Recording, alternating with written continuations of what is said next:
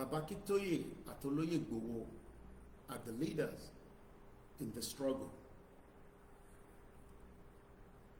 No other leader can give you anything in direction apart from these two individuals. And when information travels down, by the time it gets to us and gets to you, we must continue to update.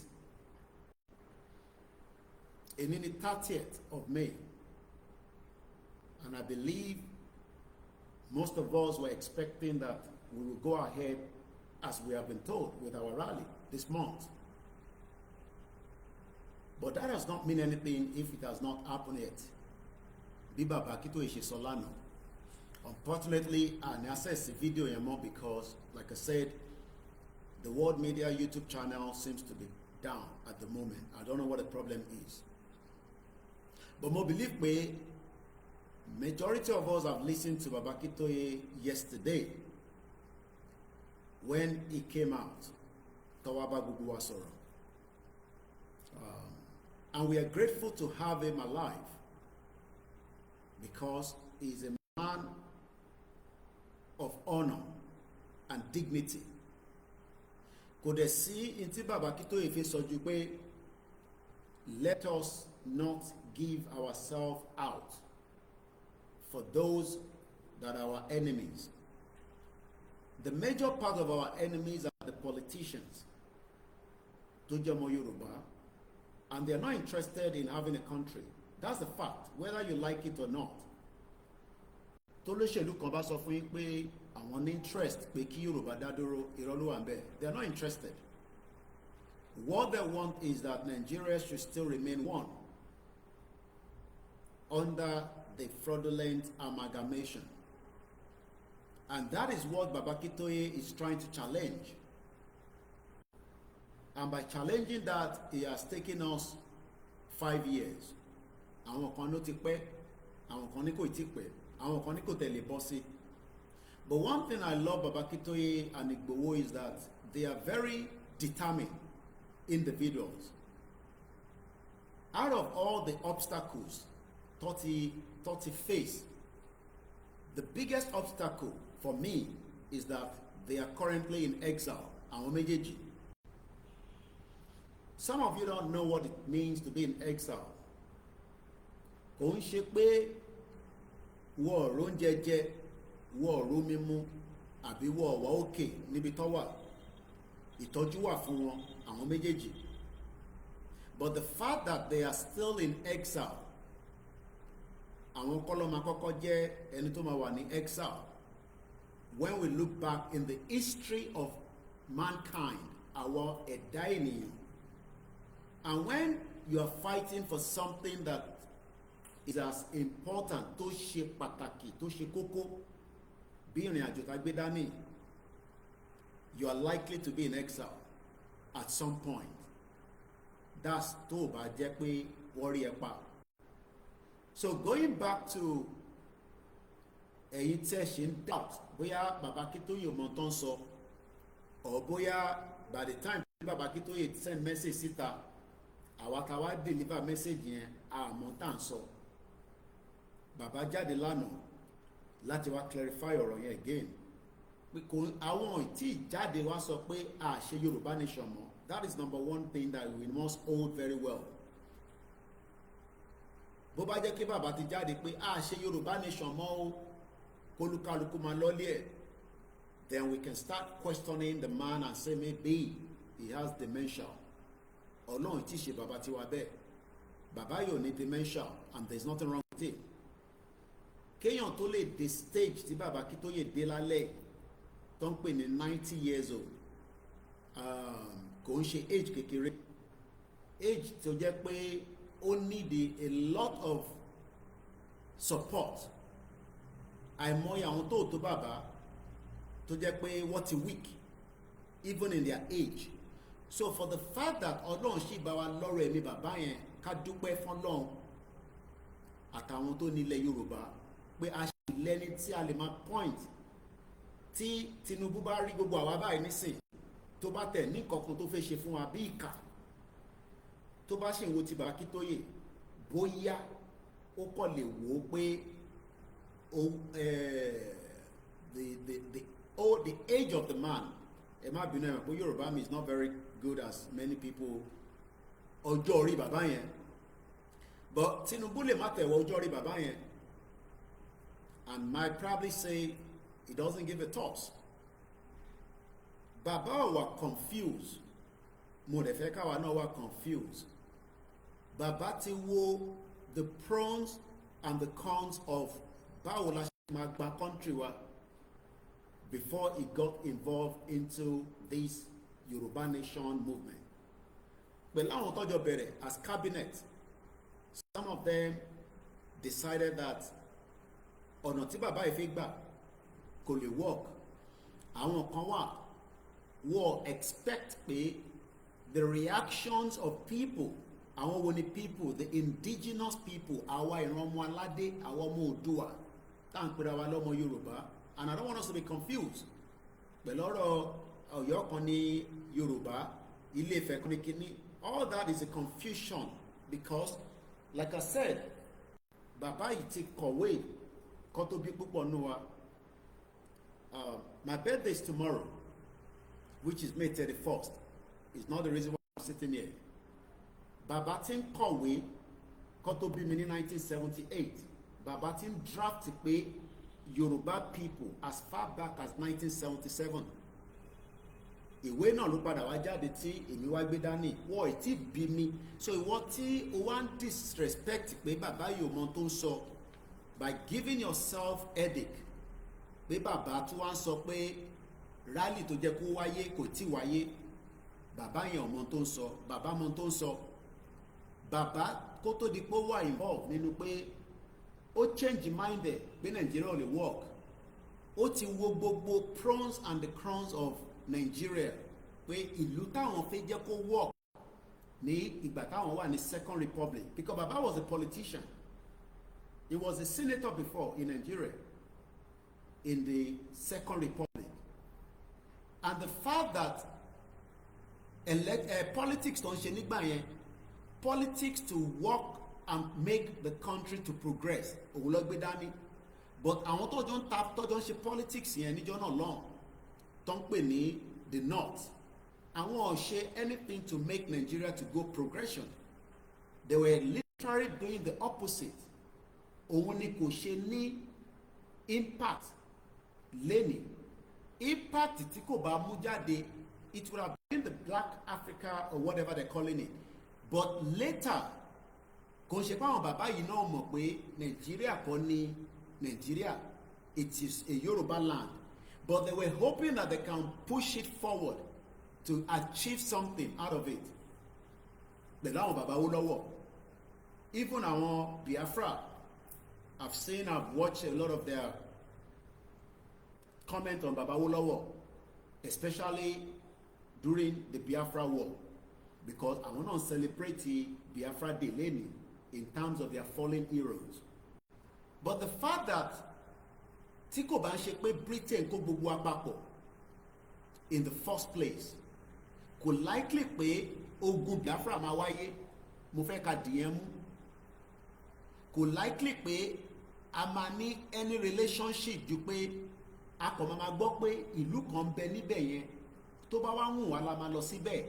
Táwọn bá fẹ́ wá sọ́dọ̀ tiwa, ó máa ní reason tó ṣe fẹ́ wá, bóyá torí pé a wà well civilized, àbí wọ́n rí kankan tó fẹ́ lò lọ́dọ̀ wa lọ́ ṣe máa wá sọ́dọ̀ wa. So we can continue to put the blame on this and that, but the major blame is Britain. Britain gangan ló dá gbogbo yánmọ́yánrin yìí sílẹ̀ tá fi wà ní situation tá tún wà lénìí. Àwa ní bàbá kan tó ń pè rẹ̀ ní Professor Akintoye tó wá ń sọ fún wa nísìnyí pé after looking at Nigeria and coming to the age táwọn ọdẹ lénìí at 90, kí gbogbo ọmọ Yorùbá lọ múra sílẹ̀ pé a fi gbára wa sílẹ̀, àdèmá láti gbára wa sílẹ̀. Ọ̀nà tá a máa fi gbára wa sílẹ̀, bàbá àgbàlagbà ní bàbá ò ní fi gbogbo ẹnu bá wa sọ̀rọ̀ tán. Bàbá máa lu òwe, wọ́n ní ìyẹn a máa lo a máa fi ìlù, Yorùbá ló máa fi ìlù, a máa fi control ẹni tó ń lead orin yẹn. Táwọn olórin bá wà lórí stage tó ní gàngàn bá ń lu gàngàn yẹn, á change dynamic yẹn pẹ̀lú ẹni tó ń kọrin gangan pé eléèlú ẹ̀kú ké nísìn. Ike tí bàbá ń ké fún wa pé wọ́n sunkún pé ilẹ̀ Yorùbá ti wà in damage, àwọn olóṣèlú ló dẹ̀ fi accept it. Wọ́n sì fẹ́ insist pé it is either their own way or nobody's way. Now bàbá wa sọ fún wa pé it is gonna be our own way. Báwo ló ṣe máa jẹ́ way tiwa? Òun ni pé we will forge ahead and have an independent country. But many people are asking how. Ọ̀nà wo lẹ máa gbà bàbá Akíntóyè? Kí ló máa ṣe tí Yorùbá country máa fi di reality tó ń ṣe ta kan sọ lórí social media báyìí? Bàbá kickstart by assembling, putting people together, and we were taken down to the UNPO láti lọ register. UNPO kì í ṣe United Nations. UNPO is a different organization, an independent organization tó yàtọ̀ sí United Nations. United Nations ní àgbájọ àwọn ìlú tí Nàìjíríà náà jẹ́ representative. Nàìjíríà ò bá má jẹ́ representative tí kò bá ń ṣe pé wọ́n join ní Nàìjíríà together. Igbo máa wà níbẹ̀, Hausa máa wà níbẹ̀, Yorùbá máa wà níbẹ̀. There might be probably 5 or 6 countries tó máa jáde láti section ọ̀dọ̀ tiwa tó máa wà lábẹ́ United Nations. Tó bá jẹ́ pé a lọ síbi tí wọ́n pè ní 1914 amalgamation, a ní Odùduwà Republic or either Yorùbá Nation or Yorùbá Kingdom, a ní Biafra, a ní Hausa Kingdom, a ní Ìjọ. These 6 that have been represented in the United Nations, ìyẹn la máa wá work on. Whether this country are now perfect or not, ìyẹn ò ṣe problem anybody. Olúkálùkù ló máa mọ bó ṣe fẹ́ develop agbègbè ẹ̀. But since the Britain ti tọwọ́ bọ ti tọ̀dọ̀ tiwa, òun ló ṣe ló ń represent gbogbo wa as one entity tó ń pè ní Nàìjíríà, tí a fi register Nàìjíríà sí United Nations as a member, because tá bá lọ wo ìgbà wo ni Nàìjíríà di member of this same United Nations, tá bá lọ bèrè pé nígbà wo gan ni Nàìjíríà di member of the United Nations. Nigeria, the Federal Republic of Nigeria, is a member of the United Nations. It was officially admitted ní October 7, 1960. October 1st, 1960, like by independent. Tí kò ṣe original independent, because independence here was something that was forced on everybody and push it to the United Nations.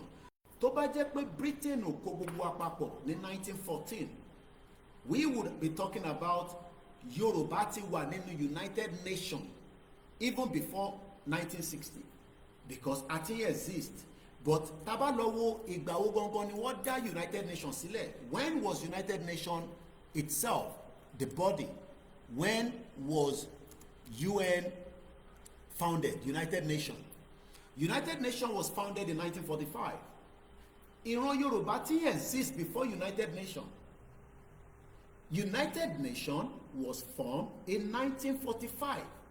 So Bàbá Akíntóyè tó wá ń sọ history fún wa pé ibi tí Yorùbá wà lẹ́nu ibẹ̀ kọ́kọ́ ló yẹ kó wà, because àwọn olóṣèlú tí wọ́n insist lórí Nàìjíríà, ìyẹn mo ṣe máa ń sọ pé ọ̀rọ̀ táwọn gbé dání Bàbá Akíntóyè kàn fi parable sọ̀rọ̀ ni, ọ̀rọ̀ tó máa dìjà gidi nígbà tí ó ń súnmọ́ bọ̀ tásìkò yẹn ò ní pẹ́ mọ́, tí wọ́n bá ti jẹ́ ká yanjú ẹ̀ ní tọmọlúàbí, ó máa dìjà, kò dẹ̀ sẹ́ni kankan tó máa stop ìjà yẹn. I will be involved in the fight, you would have to be involved in the fight, one way or the other. Ó máa affect gbogbo wa. But the fact that a ṣe ń prepare, a ṣe ń galvanize, a ṣe ń mobilize, it is then what we call movement. Ibi tí movement jáde nìyẹn. Now, àwọn tó wá ní movement ti pẹ́ jù, kí ló ń dá dúró? Kí ló dé tá a lè jáde? at ready, yes, we are ready to go out, but in tí bàbá ṣì ń rí èmi ò rí, àwọn nìkan ló rí, because bàbá yẹn náà ló mọ̀ pé Nàìjíríà ọ̀dà kò lè gbé wa lọ anywhere. So ká má fi ìrẹ̀wẹ̀sì, I'm just coming out to give us pé ká má tí wà too remorse pé ọ̀nà máa ṣẹlẹ̀ kò tí ì ṣẹlẹ̀. That is not going to be the issue. The issue is the final end tá fẹ́ achieve gangan. In tá fẹ́ achieve yẹn ló yẹ kó wà nígbà yà wa, ló yẹ kó wà lẹ́mìí wa. Àwọn tá fẹ́ gbà lọ́wọ́ ẹ̀ náà, àwọn náà sáré pé kó má bọ̀ lọ́wọ́ àwọn, ó wá di àwa méjì. Bàbá dẹ̀ lọ àwọn ọ̀rọ̀ kan lánàá nígbà tó ń bá gbogbo wa sọ̀rọ̀ fáwọn tó gbọ́ program yẹn. Like I said, I lè play program yẹn because the YouTube channel of the Yoruba World Media is currently down. So I will not be able to use extract from it. But what Baba says is that ẹ̀kọ́ wà lọ́wọ́ àwọn ọmọ ọ̀fọ̀n bí bàbá ṣàlàyé, ọ̀fọ̀n ni ẹni tó bá ní eku nínú ilé, eku tó ti wọnú ọbẹ̀ tẹ́fẹ́ fi jẹ̀kọ yẹn. Àwọn olóṣèlú ní sì ti realize pé the 60 million Yoruba people will take their country out of Nigeria. They already know that. But they are not going to stop what they are doing as well. They will continue to forge ahead, making Nigeria kó exist. But àwa la fẹ́ stop it. Ọ̀nà tá a dẹ̀ máa fi stop it ni pé we will come out. But the fact that Baba ti sọ pé a máa jáde tẹ́lẹ̀ rí bẹ́ẹ̀. This was about 2022-21. Just like bá ṣe mobilize ní sínú ni Baba sọ nígbà yẹn. I was in that meeting. Tí Baba ti sọ kó tó di pé many things happen, and for whatever reason it did not take place. But this time around it will still take place. No matter when Baba will call the shot, it will happen. Now, how prepared are you and me is what the politicians don't know. Politicians don't know who is going to be who on the day Tabati Jade, because the reactions of the Yoruba people on the time Tabati Jade, they will not be able to stop it and control it. It will become a very difficult task fáwọn olóṣèlú. Kò sí bó ṣe lè náwọn fẹ́ protect Nigeria.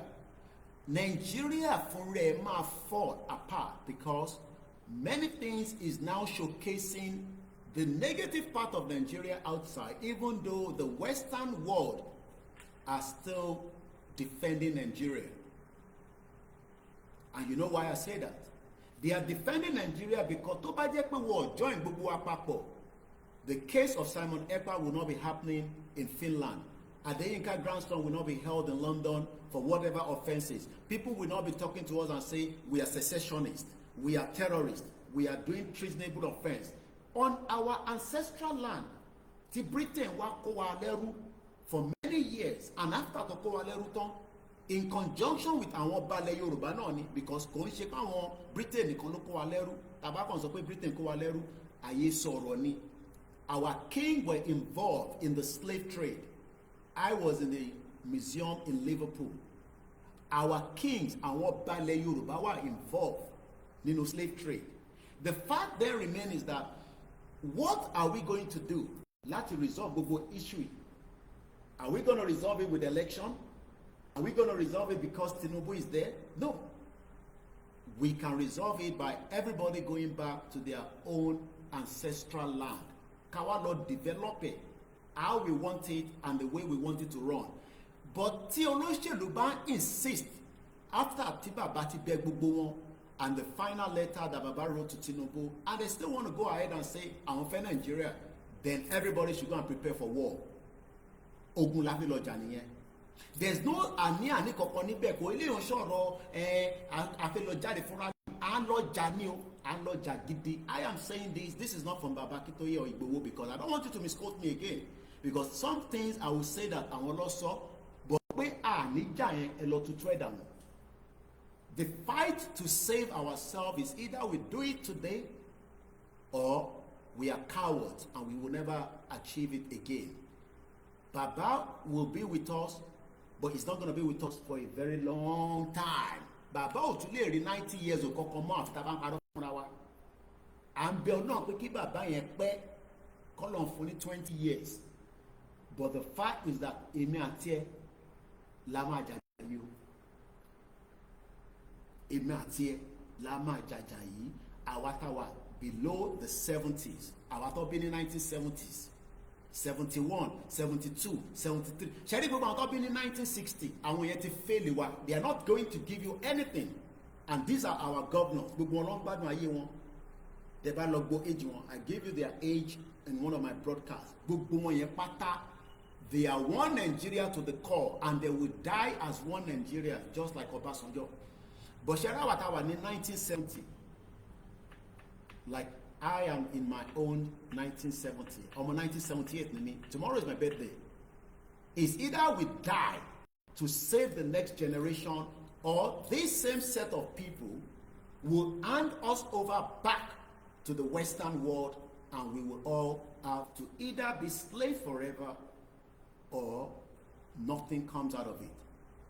So, ìwọ tó ń wò mí àtèmi tó ń wò àtàjọ ń wòra wa a lọ múra sílẹ̀ fún ìjà tàfẹ́jà because a máa jà ní o a máa jà gba Yorùbá nation ní kíyàn kọ́kọ́ má sàn kankan fún yín pé ẹ̀ níjà we would have to fight to get Yorùbá nation but what they want to do our Western world will continue to use their gimmicks now I said it from the beginning if Britain has left us alone Nnamdi Kanu ní máa wà ní Nigerian court torí pé ilẹ̀ Igbo ló máa wà láti ilẹ̀ kò ní sí reason to agitate fún kankan Simon Ekpa ní ní reason láti fi agitate fún kankan just like báwa náà ṣe agitate pé a fẹ́ gba country wa nobody will be agitating for anything the reason ta ṣe agitate ni pé for 200 years of the British Empire wọ́n change oríṣiríṣi nǹkan ara àwọn nǹkan tó change yẹn ló affect gbogbo wa lẹ́yìn ta fi agitate ta fi sọ pé a fẹ́ gba country wa o fẹ́ gba Biafra Hausa náà fẹ́ gba tiẹ̀ padà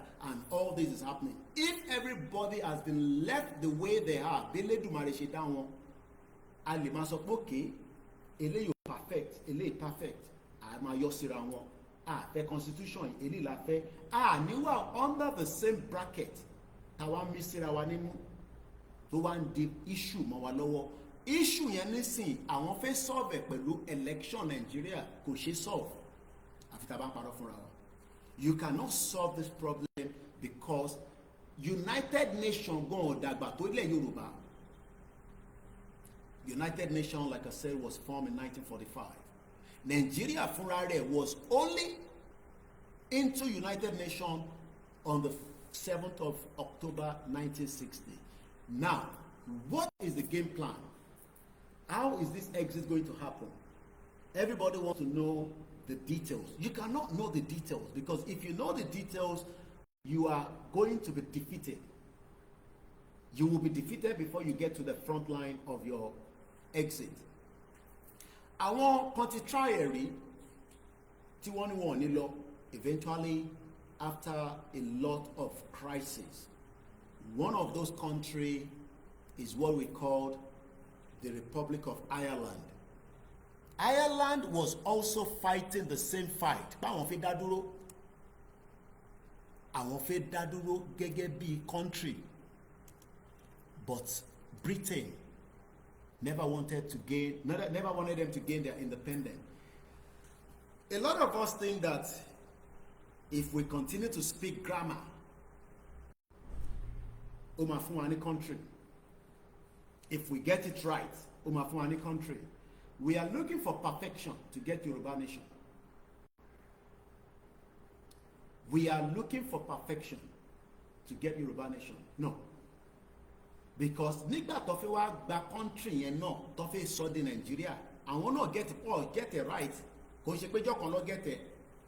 It was preparation and preparation because a gbọ́ pé Lugard gangan kọ́ ló bẹ̀rẹ̀ amalgamation yẹn. Àwọn kan ti bẹ̀rẹ̀ before Lugard ló wá enforce ní 1914 ní January 1st but a lot of people during the era as at that time àwọn kan náà wà tó wà against it but wọ́n force wọn ni so táwọn kan bá wá sún wa pé you cannot come and be telling millions of Yoruba people that are not ready even though we know that millions of the Yoruba people are ready for us to exit this contraction don't pè Nigeria. But one thing is, we are looking for perfection. Perfection is not what we are looking for. We are looking for how we will be formidable to go further and deliver ourselves and remove ourselves and gain back our identity. Because in tó bá ti mú Nigeria kò break, identity wa máa padà sí wa lọ́wọ́. Àwọn tí wọ́n dẹ̀ mọ̀ the value of that identity wọ́n fẹ́ kó padà sí lọ́wọ́. So that means now we are seeing all these cases. Nnamdi Kanu is in the court. Kí ló ń béèrè fún? Ó lóun fẹ́ Biafra. Wọ́n ní náà ò lè gba Biafra o because treasonable offence ni. Simon Ekpa àwa náà lè sìn wọ́n lé Baba Akintoye kúrò nílùú, wọ́n lé Igboho kúrò nílùú, wọ́n ní Igboho wà wanted. Kí ló wà wanted fún? Ó náà òun fẹ́ dá dúró, òun fẹ́ gba ilẹ̀ òun padà lọ́wọ́ àwọn tí wọ́n fẹ́ jẹ́ kóun wà tó jẹ́ pé ilẹ̀ ti bàbá bẹ́ẹ̀ ni. All this is something that we must understand. Yoruba Nation kì í ṣeré. I keep telling us, we are thinking it's a joke. It is not a joke. It is something that some people and some of us are pain in the heart, that some of us have taken it as a joke. But there will always be infiltrators. Àtayébáyé nìyẹn. During the IRA, when the Ireland wanted to gain their independence from United Kingdom, they were infiltrated, they were almost killed, but one thing is, they never let loose their guard. They remained focused until they achieve their dream. And let's go and see the overview of how Ireland, taban àwọn countries yìí, a kò fi ń ṣe àpèjúwe ni, báwa ṣe máa gba tiwa yàtọ̀. So tí bàbá bá ní Yorùbá ọmọ Yorùbá ẹ lọ máa gbáradì, ẹ máa jáde fún rally, wọ́n ní ká lọ máa gbáradì náà ni. Tó bá ní May ló máa jáde, tí kò dẹ̀ ti jáde ní May, wọ́n ti sọ fún wa pé kò ní jáde mọ́. One thing is, ká sì lọ máa gbáradì. Because níjọ́ tá bá ti jáde tán yẹn, níjọ́ ẹni country wa ti dé o. I don't think some of you understand what this is all about. Ẹ fi pé bóyá rally. No. Our coming now is what we want to gain, how we want to get our country. Ìjáde wa yìí, ìjáde tá fi jáde, òun ló máa determine bá ṣe fi gba country yẹn. And if truly we want to take the country, that means we would have to go out at all costs. No matter how it will be, no matter whether we are ready or we are not ready, no matter whether we have guns, we don't have guns, whether we have bullets, we don't have bullets, whether we have the people, we don't have the people, whether it be my power, ìyà máa jẹ wá. I have had people that have called me today. Àwọn òrówó fi ṣe ògùn, mo ní no problem. Èyí tẹ́ bá lè ṣe ni kẹ́ ṣe. Àwọn tó ti ṣe, a máa protect gbogbo wa tó kù. Àwọn tó bá lè gbàdúrà ń gbàdúrà, ẹni tó bá lè ṣe this. But pé yàn kan sọ fún wa pé rally tá fẹ́ lọ ṣe yìí kò ní fún wa ní country wa, ẹ tutù ẹ̀ dànù. Rally tá fẹ́ jáde fún yìí, òun ló fẹ́ deliver wa kúrò nínú Nàìjíríà. A fẹ́ gbára wa tán pátápátá lọ́wọ́ Nàìjíríà. And that means it is a big obstacle, not for us, because àwọn ò bẹ̀rù. Ẹni tó ń bẹ̀rù ni ẹni tó mọ̀ tó fẹ́ lọ gbà. Táwa ta mọ̀ ta fẹ́ lọ gbà pé identity wa o, a fẹ́ lọ gbà, ìbẹ̀rù ò ní sí lọ́dọ̀ wa. Kódà bó tẹ ṣògùn, bó ṣe kankan, ìbẹ̀rù yẹn ni à ń sọ fún wa pé ká yọ kúrò. Because tá bá ti jáde, no matter what the obstacle tó bá wà lọ́nà, mo ti fi ṣe program in the English format, àwọn kan náà wọ́n gbọ́ yìnbó. Elephant tó fẹ́ wá crush àwọn èèyàn ni. Anybody that stays on our lane will be crushed to death. Kò sáà ní àmì kankan níbẹ̀. But don't let anybody start telling you that ṣe ti gbọ́, ṣe rí kéèsì Simon Ekpa tó ń ṣe lọ́wọ́lọ́wọ́, wọ́n ti charge for terrorism. Ṣe ti rí kéèsì DC, tẹ́ ẹ bá careful, tẹ́ ẹ bá tẹ̀lé wọn, àìtí fẹ́ gba country nìyẹn. Ireland gained independence from the United Kingdom preliminarily through a combination of armed resistance. Wọ́n lo ìbọn gidi. There was a lot of armed resistance. UK lè máa sọ fún wa nísìnyí pé ẹ fẹ́ gba country yín, okay, no problem. Ṣé níbọn? Níbọn. ok báwo lẹ ṣe fẹ́ gbà a máa gbà through diplomacy ok yẹn náà dà diplomacy yẹn náà làwa náà fẹ́ kẹ́ fi gbà but on our own terms and conditions nígbà táwa bá ti sọ pé a máa release yín the question now is how much are you ready to allow Britain to tell you that and I'll give you what they've said what is already Britain ti fún wa ní hint yẹn àwa láì tí mọ̀ ní Britain ní lè gba ilẹ̀ Yorùbá until 2075 kẹlọ dúró 50 years I will be 97 years old kò ní dá fún Britain kò ní dá fún gbogbo tó ń pè ní àwọn empire wọn tó ń sọ fún wa pé ká lọ dúró de 2075 you will be 97 I will be 97 tó bá jẹ́ pé wọ́n bí ẹni 1978 bí èmi náà tó bá dẹ̀ bí ẹni below that you will be 98 the question is ìwọ tó bí ní 1980 tó bí ní 1990 you are almost the same bracket tó bí ní 2000 ṣé wọ́n lè dúró de another 50 years nítorí pé Britain fi ṣe satisfy their own interest against interest tiwa even after they remove our identity tí a béèrè lọ́wọ́ wọn ní 1914. This is the reason why we are going to have to defend ourselves to remove Nigeria from our territory. Big task like Bedani. No matter how we are prepared, we must still continue to prepare and prepare. Torí tá bá ti jáde, that is the final call. And Baba said it yesterday on the 29th of May that Yoruba Nation Rally has not been called off. Àwọn tí sọ pé wọ́n ti call it off. All they are saying is that they are still going to come out again and tell us when we are coming out. So what don't say, but May last so when we said May is exactly what they told us. But for now, Baba said he will come back out again and address us again because pressure wa pọ̀. Koiki ni kan ló sọ pé May ni, àwọn tó kù sọ pé May ni. It is all lies. I will leave some areas for today, for Jola, because I don't want us to lose focus. But I have told you that there have been many pressure that have been out there in the last 3 weeks. Pressure upon, but that is not where I don't want to stand on tonight. My stand is that I'm going with my leader because the love that we have for them and we trust them. If you have the same love and you trust them, all you need to do is just continue to mobilize and prepare your mind to exit this nonsense country. To create power. Britain will create a country. Kò ṣe power la created because ilẹ̀ wa ti wà kó tó di pé Britain wa created fún wa. All we are asking for now is there is still room. Tó bá pe Baba Akintoye lálẹ́, that means pé dialogue lè ṣẹlẹ̀. But the fact that tó bá ti pe bàbá yẹn títí tí bàbá yẹn máa fi ní ká jáde, kẹ́ni kankan máa expect pé dialogue la fi fi gbà mọ́. There is still that little time frame, but àwọn olóṣèlú ní kẹ́ fuck off. That is the right word they're telling you. Pé kẹ́ gbogbo kẹ́ fuck off. Tẹ́ bá tó bẹ́ẹ̀ ẹ wá gbalẹ̀ yín mọ́ wa lọ́wọ́. This is why we are telling them that a máa gbalẹ̀ yín mọ́ yín lọ́wọ́. Ilẹ̀ tẹ́lẹ̀ ní fẹ́ fi sílẹ̀ yẹn is either you die àwa kọ́ la máa kú because ẹ lè gbé Nàìjíríà lé wa lórí mọ́ even after we have given all this exposition about Nigeria because gbogbo nǹkan tó yẹ káwọn èèyàn mọ̀ láyé kíyàn kankan má sọ pé yẹn kankan mọ̀ kankan. Everybody knows that Nigeria was put together in 1914. Wọ́n lè má mọ ìdí, wọ́n lè má mọ reason.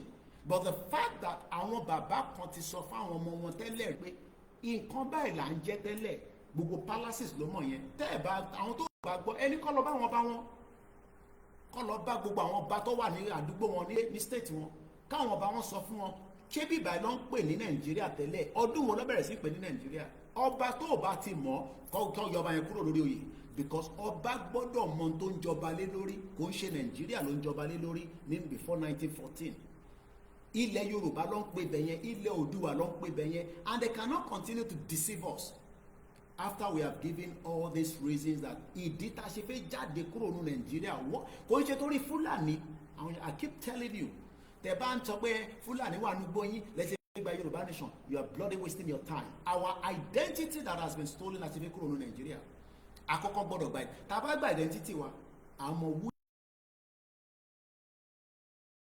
tó wà nígbó wa, àwọn ẹni tó ń gbé láàrin wa, àwọn Ìgbò tó náà fẹ́ máa dà lóru tó fi wá ṣòwò fake ogun, àwọn ọmọ Yorùbá tó ń jalè láàrin wa, àwọn tá a máa ṣe fún. but tá a bá ṣì ń rí mẹ́pa afẹ́ wà nínú Nàìjíríà, afẹ́ kúrò nínú Nàìjíríà torí pé Fúlàní àìtí ìmọ̀ ta fẹ́ nìyẹn.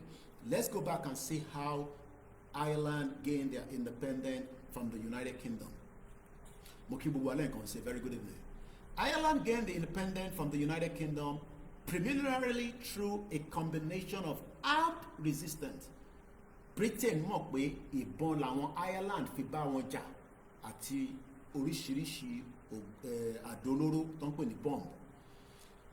There was also political maneuvering and negotiation. I said it during my broadcast yesterday. Ìtí mo ṣe lánàá. A journalist was asking a stupid question from the United States government, Donald Trump.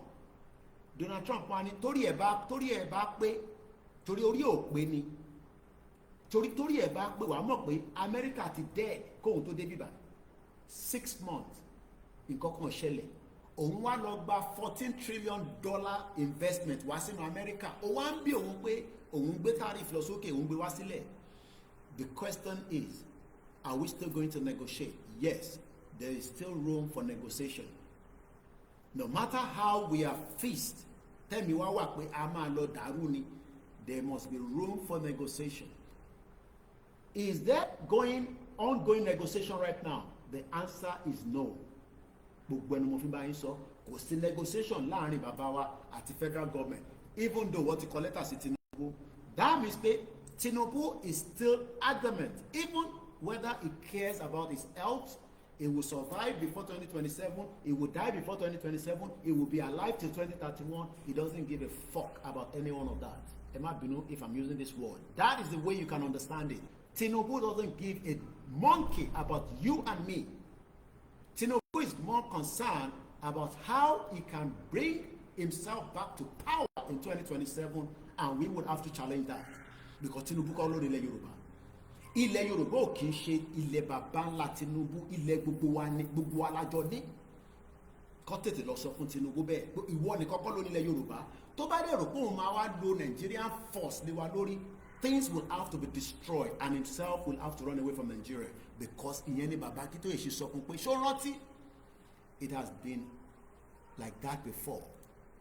Tó bá gbàgbé, let me remind Tinubu again in the letter that our leader, Professor Akitoye, addressed him about why he needs now to negotiate before it is too late. Tí Tinubu bá ní orí òun sán pọ̀ ọmọ àlè lòun, òun mu drug, òun ò fi gbọ́n kan tá à ń sọ, á jẹ́ pé àwa àti Tinubu àjọ máa kó sínú ṣòkòtò kan náà, Nàìjíríà ò rẹ̀ ní exist mọ́. Ẹni mi ni mo sọ bẹ́ẹ̀. Tí Tinubu bá rò pé bóyá torí òun ní Nigerian military lọ́wọ́ àbó òun ní Nigerian security lọ́wọ́, ó kọjá bẹ́ẹ̀, kò ń sọ̀rọ̀ security lílé. Ilẹ̀ Yorùbá ló ń pè bẹ́ẹ̀ yẹn, kò ń ṣe ilẹ̀ Tinubu nìkan. And this is why even during the IRA, which are the Ireland, nígbà tó fi gbara wọn kúrò, even though pé wọ́n ní ìbọn tó pọ̀ lọ́wọ́ tó fi ń jà pẹ̀lú Britain, wọ́n ṣe negotiate o. But one thing is, we can still negotiate only if the politicians want a negotiation between us and them. My question then is, do you, ṣẹ́yìn rò pé Tinubu fẹ́ negotiate?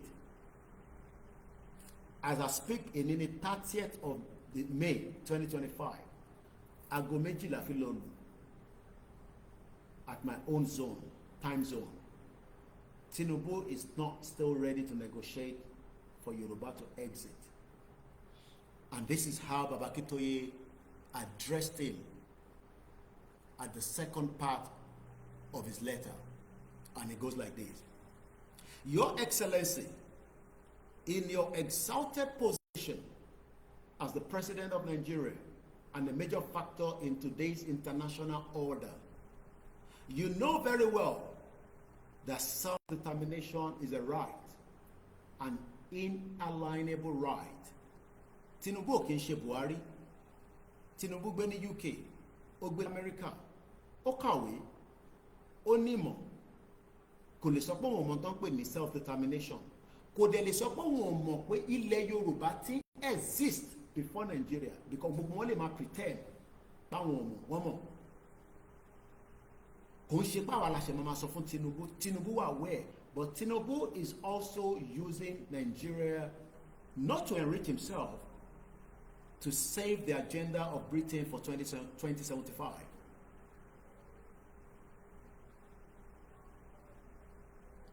Tinubu right now is using Nigeria as part of his own to allow Britain to keep Nigeria till 2075. So ọ̀rọ̀ pé Tinubu fẹ́ di president in 2031 kọ́ ló wà nílẹ̀. All what they are doing is what Britain has laid down. Britain has laid down the rules of engagement nípa Nigeria, just as Britain did put Nigeria together where it is today. So kò sẹ́ni tó fẹ́ jẹ president, ó lè change the rules of engagement. You will be the president and you will leave that position and you will vacate it. That is the arrangement tó wà nílẹ̀. Kò ń ṣe Tinubu nìkan. It has been like that ever since from Obasanjo, ever since from 1960. The rules of engagement lórí Nigeria ni pé anybody that will control Nigeria will take the order. Ìyẹn ni Baba Akintoye ṣe lo that word. Let's take it back again. International order. Your Excellency, position ẹ gẹ́gẹ́ bí president in Nigeria, the major factor in today's international order. Lọ́dọ̀ tiwa, most people that listen to when they're having the prime minister question time, ẹ máa gbọ́ order. Speaker máa sọ fáwọn tó ń pariwo nínú ilé pé order. Ẹgbẹ́ mi dákẹ́. Bí Tinubu bá ṣe pẹ́kẹ́, wá sọ fún ní Britain pé kó gbẹ́nu dákẹ́. Order. Let me give you the full meaning according to the overview, the AI overview, because everything is so good now. It is indirect rule. Bẹ́ẹ̀ni, Eshegoni. International order refers to the structured relationship and arrangement that govern interaction between actors on the global stage. Tani actor nísìn? Tani actor tí mo ti ń darúkọ látẹ̀kọ́? Britain ni actor. Wọ́n dẹ̀ ní nínú movie, actor bá ti kú, kí ló tún? That is the reason why we cannot joke with Igboho. We have to protect him round the clock.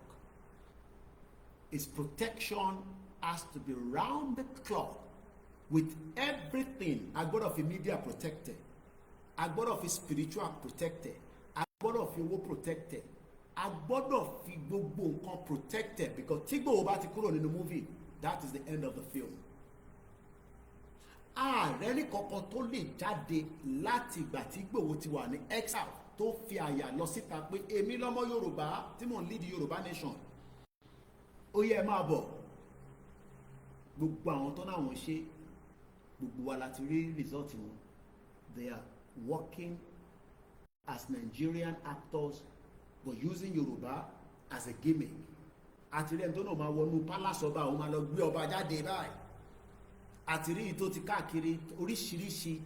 Àìtí rí ẹni tó ní àyà tó tó Ìgbòho among all the Yorùbás. Kò ń ṣe pé kò sí, gbọ́wọ́ jáde. But wọ́n mọ̀ pé tí Ìgbòho bá jáde, àwọn á tẹ̀lé lẹ́yìn. That is why everybody is saying, gbọ́ tí Ìgbòho sọ pé rally ń bọ̀. Ìgbòho ìtí ní rally máa dé, kí ló ń ṣẹlẹ̀? Even though they want to know what they are not meant to know. Because everybody knows that Igboho is the one that has the key right now. Sọ̀rọ̀ Nàìjíríà bó ṣe máa pín. Pínpín Nàìjíríà nísìnyí o, ọwọ́ Igboho ló wà. Torí Ọlọ́run ti fún ní that imoni, ó ti fún ní strength yẹn láti lè lead the movement yìí tí Baba Akintoye jẹ́ leader tiẹ̀.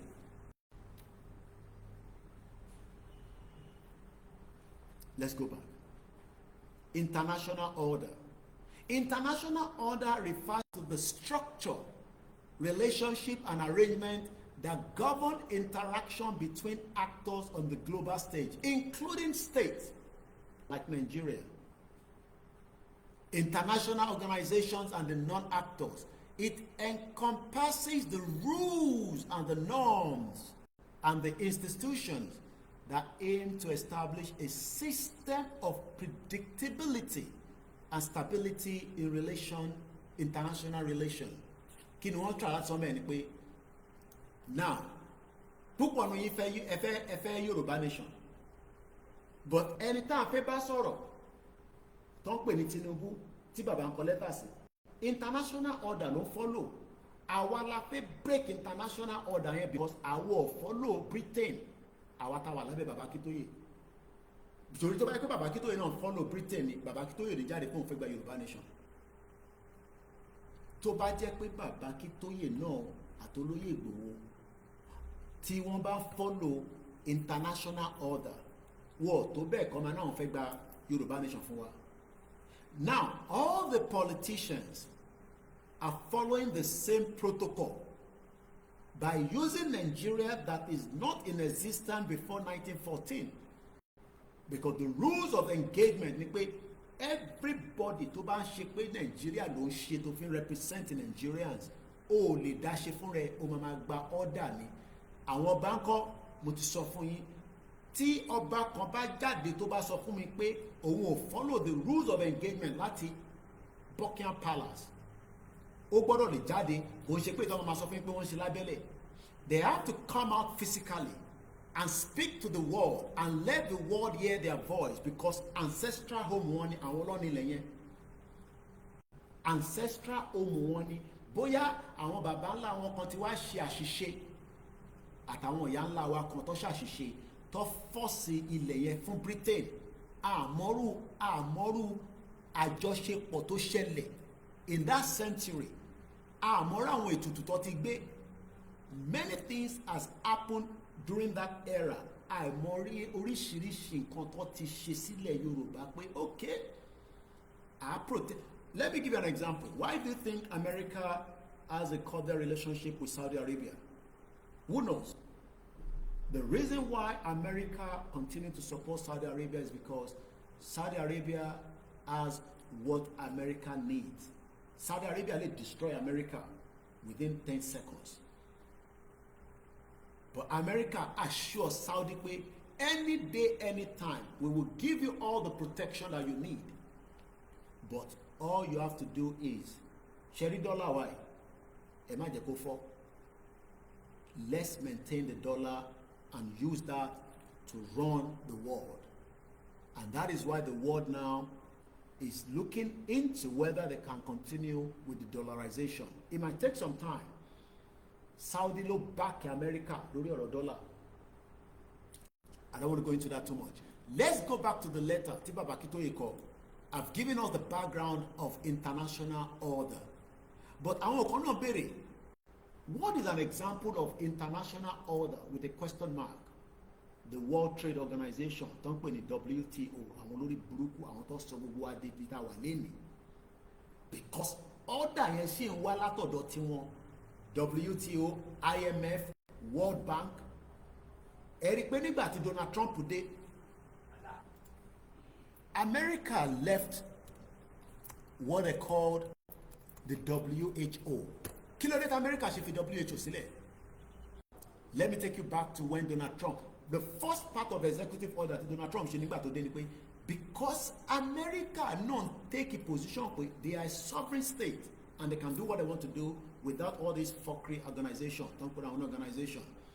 Withdrawing, this is coming from the White House website, presidential action.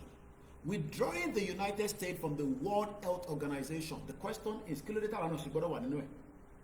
why must we remain in the WHO, don't we need World Health Organization?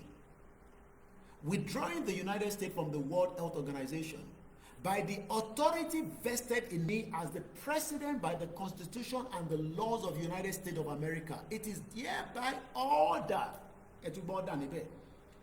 And what that means is that very soon by the constitution and the power of the 60 million Yoruba people, we will give Baba Akintoye the mandate to go ahead and declare Yoruba nation when he's going to be ready to do so.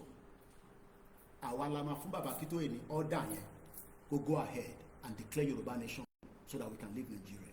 But Baba Akintoye gbọ́dọ̀ tí declare Yoruba nation until we push ourselves out on the street and demand to the people that are managing Nigeria on behalf of Britain. Àwọn olóṣèlú pé ẹ ní sóríire gbogbo yín látòkè délẹ̀. We would leave Nigeria bẹ́fẹ́ bẹ́kọ̀. Ẹni tó bá bíbà bẹ́ẹ̀ dá kó di wa lọ́nà. That is what we're going to do. That is why it's going to be a big fight between us and them. They know what more the final stage of this game. But wọ́n fi mọ níbo ló fi gbà jáde. Ọjọ́ wo ni Koiki ṣe bó ti sọ pé May calm down àgbọ̀n kankan mọ́. Ẹ ti back up ni, tó ti rẹ̀ yín ni, tó ti sú yín ni. Because wọ́n mọ̀ pé order Baba Akintoye tó bá ti jáde, wọ́n bí bàbá Tinubu dá tó bá sì wà láyé kó sọ fún wa pé ká stop. Order ni the same order tí Tinubu ń gbà láti ta, àwọn ò ní gba order yẹn because àwa kọ́ ni Britain tí Tinubu fún ní order. Tinubu á máa gba order lọ́wọ́ Britain because make sure pé wọ́n disperse gbogbo wa ọ̀rọ̀ Yorùbá nation yẹn gbogbo. Bàbá sọ fún yín pé 3 days. 3 days is more than enough to shut down a country. 72 hours. I need more than 1 week. Taba serious ti gbogbo 60 million bá jáde. 3 days gbogbo Nigeria máa shut down ní southwest. Kò ní sí nǹkan tó máa rìn tó máa move. Ìyẹn ni bàbá ṣe sọ nínú broadcast lánàá kó farabalẹ̀ torí pé ẹlòmíì ò kì í gbọ́ràn mẹ́lọ́ máa ní Koiki ló wá sọ ilé. Bàbá ní kẹ́ lọ múra fúnjọ́ mẹ́ta tó jẹ́ pé tí o lè sọ pé yes ọjọ́ mẹ́ta yo nǹkan wà nínú ilé tó lè jẹ pẹ̀lú àwọn ọmọ ẹ tó lè mú bí alẹ́yìn ọjọ́ kẹta ilẹ̀ àti dá díẹ̀ atẹ́gùn àti fẹ́ ó lè jẹ́ atẹ́gùn àlàáfíà ilẹ̀ Yorùbá ló máa ti fẹ́ gbà yẹn àwọn àjàlẹ̀ síta. But surely the first 3 days yẹn á gbóná á máa yọ eruku á máa gbóná á máa yọ eruku. Let's go back to America one more time. President Trump only by the power agbára tó wà lọ́wọ́ òun, by the authority vested in me as the president and by the constitution and the laws of the United States of America, it is hereby order. I hope you are now understanding the meaning of that word order. Àwa nísìn la sọ fún Baba Akintoye pé a ti ready bàbá ẹ fún wa ní ohun yẹn síta. Bàbá náà máa fún yín lóhùn yẹn kò náà wọ́n ní fún yín. Ọlọ́run dẹ̀ nípa bàbá yẹn fún wa nísìn. But tí bàbá bá ti fún wa ní ohun yẹn 60 million must defend it. 60 million Yoruba people yẹn a gbọ́dọ̀ defend the order Baba Akintoye o. Eléyìí sọ̀rọ̀ Koiki àrùn jẹjẹ níbí báyìí nǹkan no gbogbo yẹn kọ́. We are following that order all the way through every part of Yoruba land because that is the final solution. And I hope the message is getting clearer to those of us that are still in doubt about what is loading. Because what is loading is the big one, and most of you need to know that tonight again. But it's important that we re-emphasize it and tell you. I don't want to go into any other details of what America said in the reason why they left WHO. In tó bá mú America máa give order báwọn fi nínú WHO, Baba Akintoye náà ní right láti fún wa ní order pé àsínú Nigeria mọ́, and that is the final. But Tinubu needs to understand this. That is why Baba Akintoye is giving him his last warning. Warning ni Baba Akintoye fún Tinubu. Your Excellency, in your exalted position as the President of Nigeria and the major factor in today's international order, you know very well, ó mọ̀ dáadáa, kò ń ṣe pé àṣẹ máa sọ fún ẹ, ó mọ̀ dájúdájú, ẹ bá mi pín ètò ìtorí Elédùmarè mo bẹ̀ yín. Please share this program. If you have not shared it, this is the time to click the share button and go and bring somebody in, because Nigeria will collapse.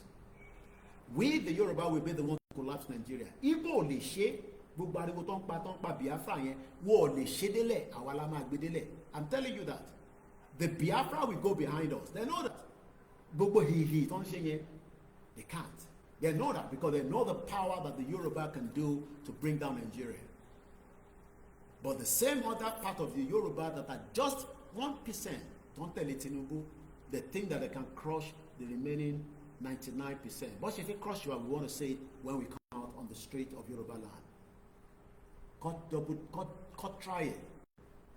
Then I'm not going to Yoruba because the ancestral land is not for them, it's for every single one of us. Please.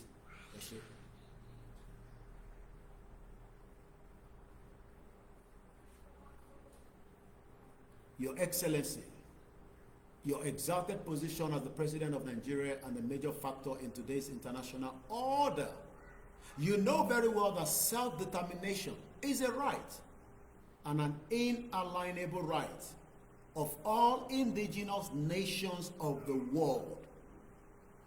Ẹ̀tọ́ gbogbo àgbáyé kò ń ṣe ti ilẹ̀ Yorùbá nìkan.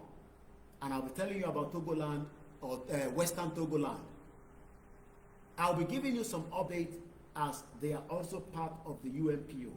Some development is happening from that end.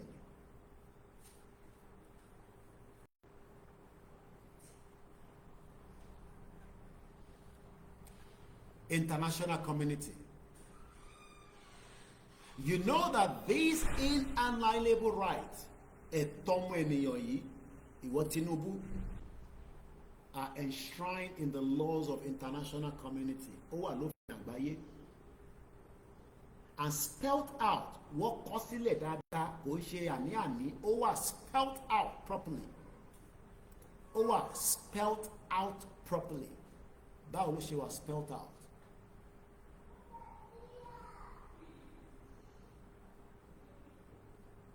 In many important international conventions and declarations.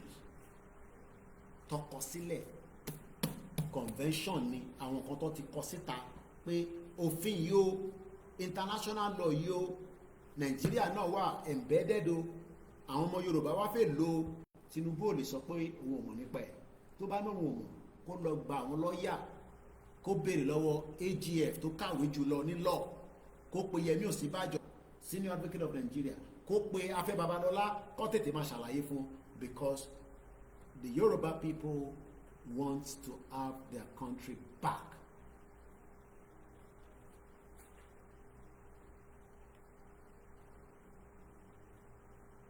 Conventions and declarations of the United Nations Charter.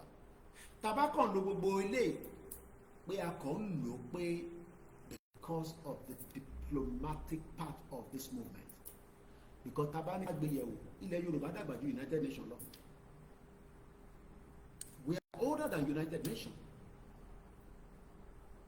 So we don't need United Nations, but because the world has progressed and is still evolving from century kan lele, this century will destroy Nigeria. There's no doubt about it. Because Nigeria will be destroyed so that the real indigenous people take back their land and then continue to flourish as humans. And anything that crossed their path will be crushed to death. So the fact that we are just using the laws of United Nations and all other international laws is because it's the norm. Because United Nations itself was only formed in 1945.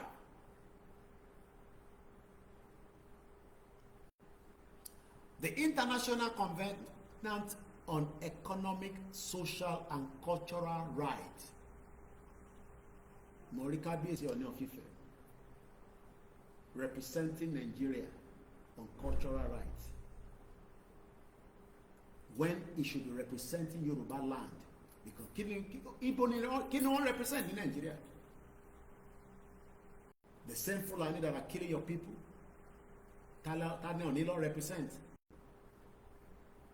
is meant to be representing the Ọmọ Odùduwà, àwa ọmọ ìran ọmọ aládé, not ọmọ Igbo. Kí ni kan wà pẹ̀lú ọmọ Igbo àtọmọ Hausa? But today, I saw it in the news as Kábíyèsí continue. Ìjọ ni wọ́n fi Kábíyèsí jẹ kíní kan of. I'm trying to get the article out in a minute.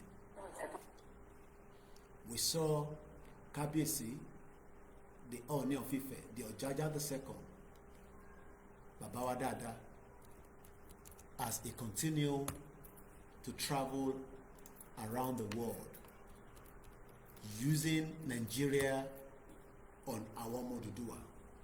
Ọọ̀ni of Ifẹ̀ is a traditional ruler, the monarch of Yoruba people in Nigeria. That Nigeria is what we want to destroy. We keep that Yoruba people.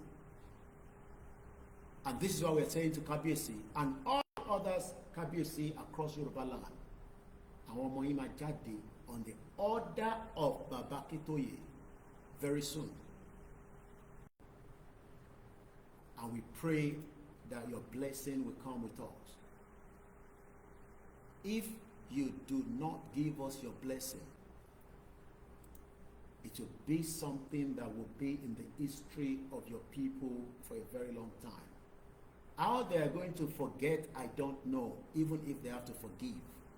Pé nígbà tá a fẹ́ jà pé kí ẹ̀yin lè ní àṣeyọrí ní ancestral land bàbá yín, ẹ wà against it. Gbogbo èèyàn ọba pátápátá ni mò ń sọ. Without leaving anybody behind. It will be a disaster. Pé bẹ́ẹ̀ sọ̀rọ̀ nísìnyí, but by the time that these our children, àwọn ọmọ Odùduwà, àwọn ọmọ ìran ọmọ aládé, àwọn ọmọ Yorùbá jáde pé a fẹ́ gbalẹ̀ wa, ẹ̀yin ọba wa wà against it, we will not forgive you even if we have to forget. How that is going to play out, ọwọ́ yín ló kù sí o. Ọwọ́ èèyàn ọba ilẹ̀ Yorùbá ló kù sí. We appreciate you, we love you, but we will not accept you using Nigeria on us again. 2 weeks ago, Ọọ̀ni of Ifẹ̀, Wole Soyinka commend President Tinubu for promoting Nigerian culture globally. What is Nigerian culture? Why is Wole Soyinka and Ọọ̀ni of Ifẹ̀ deceiving Yoruba people? What is Nigerian culture? Ẹni kan sọ bí tí Nigerian culture wà fún wa, a fi lọ study ẹ̀.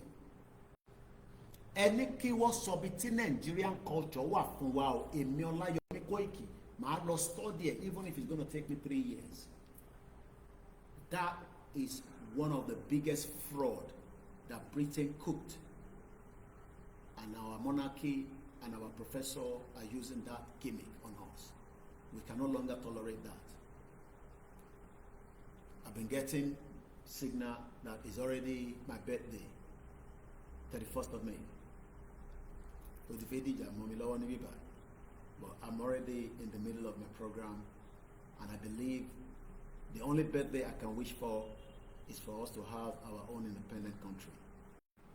Everybody they may celebrate, owó ni kẹ́ fún mi, owó ni mo need, ká lè fi ṣe nǹkan tá fi ṣe. The Ọọ̀ni of Ifẹ̀. This was 2 weeks ago article. Ọba Adéyẹyè Ẹnìtàn Ògúnwùsì has commended President Bola Tinubu, that is against the wish of the Yoruba people now, for his administration growing recognition of culture as a vital pillar of national identity. Ẹ wo fraud, ẹ wo àwọn òyìnbó, ẹ wo òyìnbó fraud, ẹ wo òyìnbó jìbìtì, ẹ wo òyìnbó lè. Recognition of culture as a vital pillar of national identity. Kí ni identity Nigeria? What is the identity of Nigeria? Thank you so much for the super chat, Ṣẹ́gun Honorable. Kí ni identity Nigeria? Kí Kábíyèsí sọ fún wa, àfẹ́mọ̀, àwọ̀ ọ̀mọ́. Ẹ bá mi share program ẹjọ́ torí Elédùmarè. Ẹ bá mi pín dé gbogbo palaces ọba àwọn ọba wa. Because this goes to all our kings that keep promoting culture in Nigeria, knowing fully well that there's nothing called Nigeria because Nigeria is a fraud.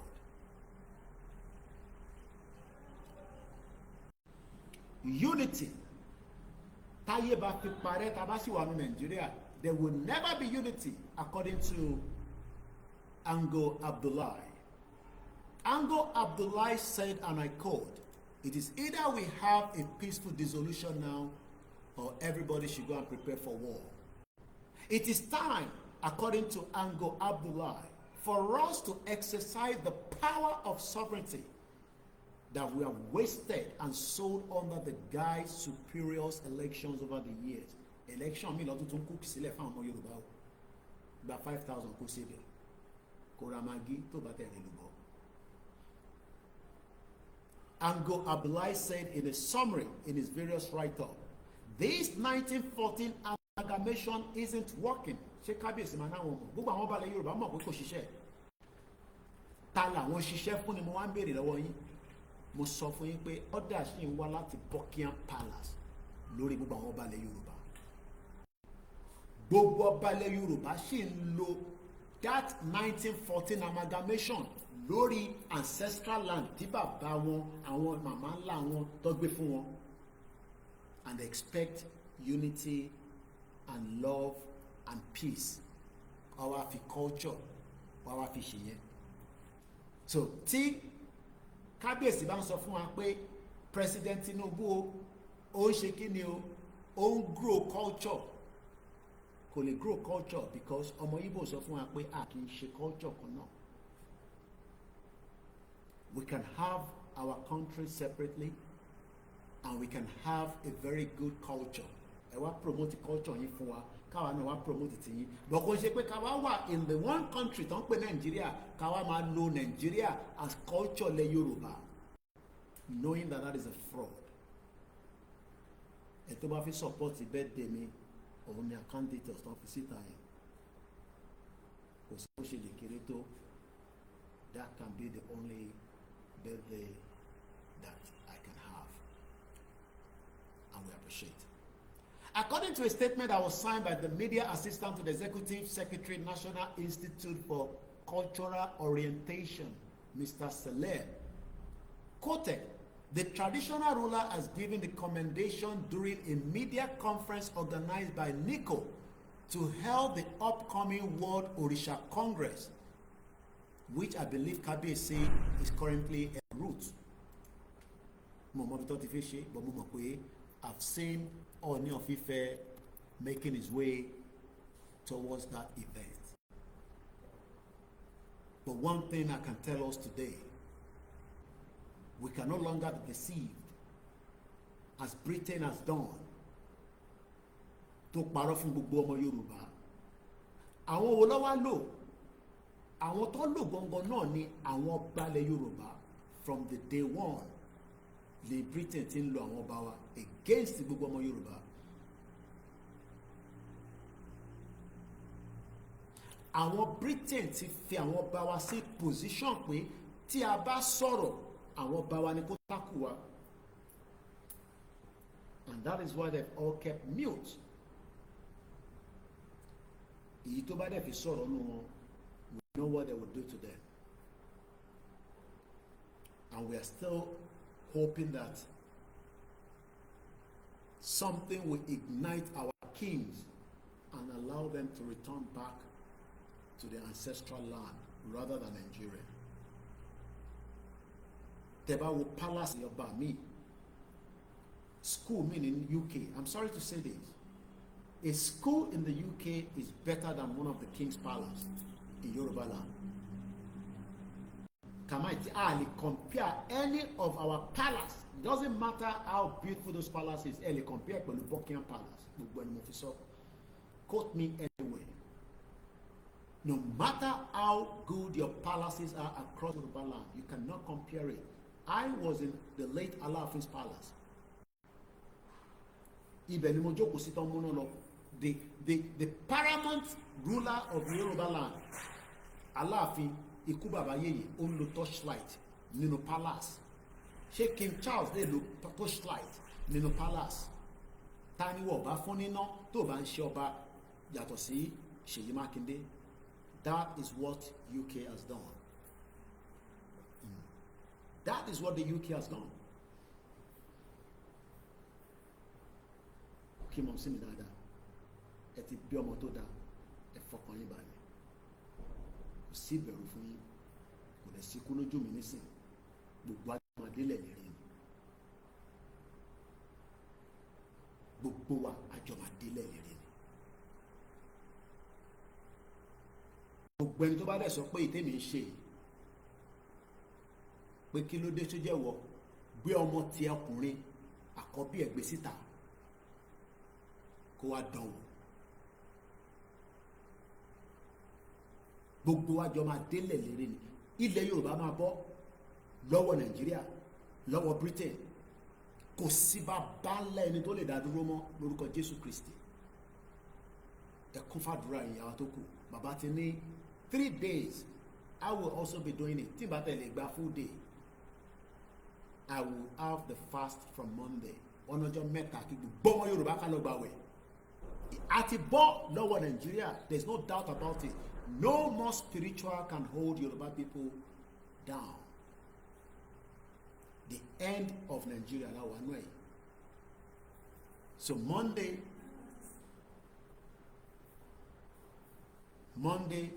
Tuesday, Wednesday,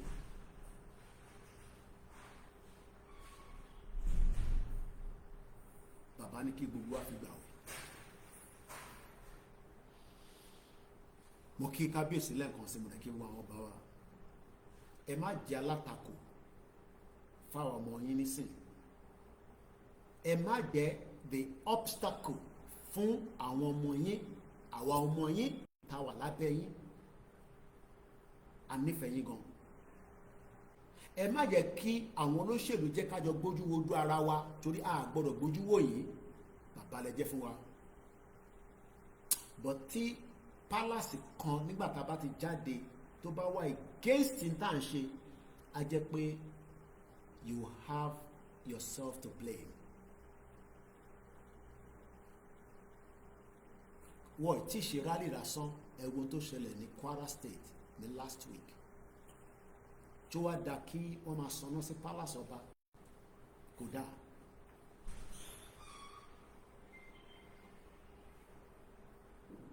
Ṣó dáa kí wọ́n sọná sí palace ọba?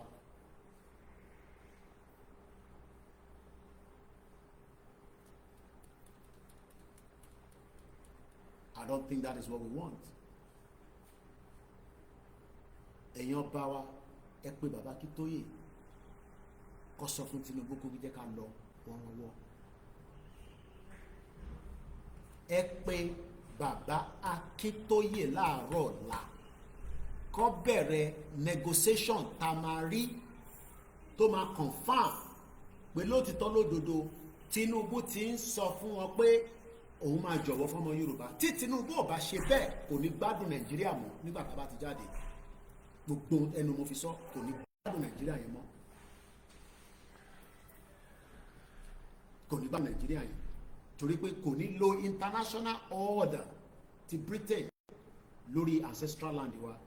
Gbogbo tó bá wùn ní kẹ́ lọ sọ fún Ṣèyí Tinubu, ẹ lọ sọ fún Ṣèyí Tinubu pé kó wọ́n ní bàbá ẹ̀ sílẹ̀, pé kó jẹ́ kí Yorùbá máa lọ nílò ẹ̀, àfẹ́ bá ẹnì àfẹ́ níkọ̀ọ́kan ṣe pẹ̀lú Nàìjíríà mọ́. Ẹ sọ fún Ṣèyí Tinubu kó pe bàbá ẹ̀,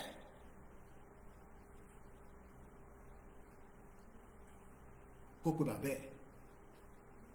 Gbogbo ìbọn òfò tẹ́ ń kó káàkiri, gbogbo àwọn machinery tẹ́ ń kó káàkiri, àwọn tẹ́ lọ́n train, wọ́n lè gbà yín lẹ̀ o. Ìlú tó bá rójú lèèyàn ń ṣèjọba nínú ẹ̀. Ìlú tó bá rójú ló ń ṣèjọba nínú ẹ̀. Britain bẹ Ireland gbà yín ní o, wọ́n padà bẹ̀ wọ́n gbẹ̀yìn ni. Let's go back to there. Ẹ jẹ́ ká fi ọba sílẹ̀. Britain was begging Ireland, but enough is enough. Kí lẹ fẹ́?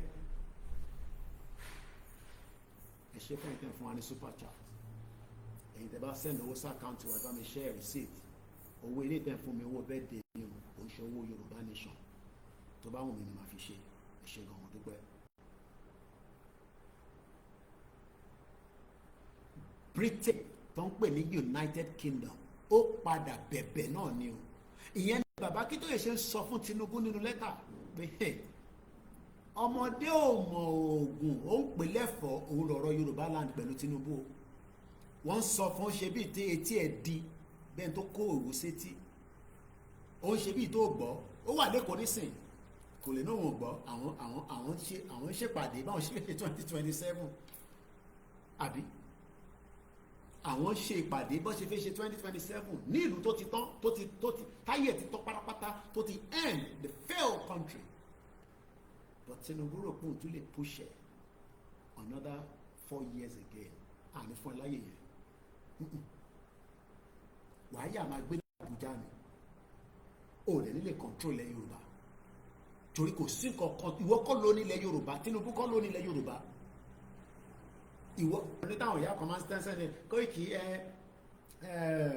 ṣe ti gbọ́ nísìnyí kéèsì Nnamdi Kanu nítorí pé àwọn yẹn sì ń jẹ́ kí Nàìjíríà exist ni, àwọn ò ní jẹ́ kí Nàìjíríà exist ni.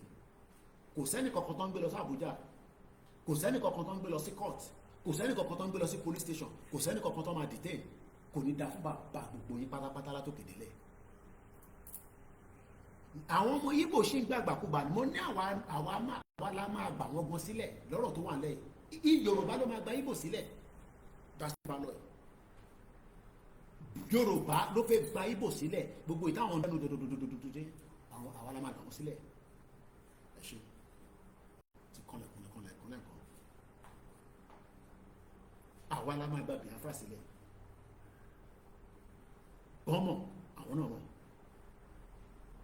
wọ́n dúró káwa lead ni wọ́ọ̀dù ṣebí Tinubu ẹ̀yọ́mọ Yorùbá ló mú ó lè halẹ̀ mọ́ Biafra kò lè halẹ̀ mọ́ Yorùbá.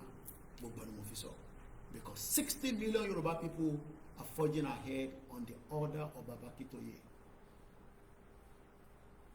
A failed contraction.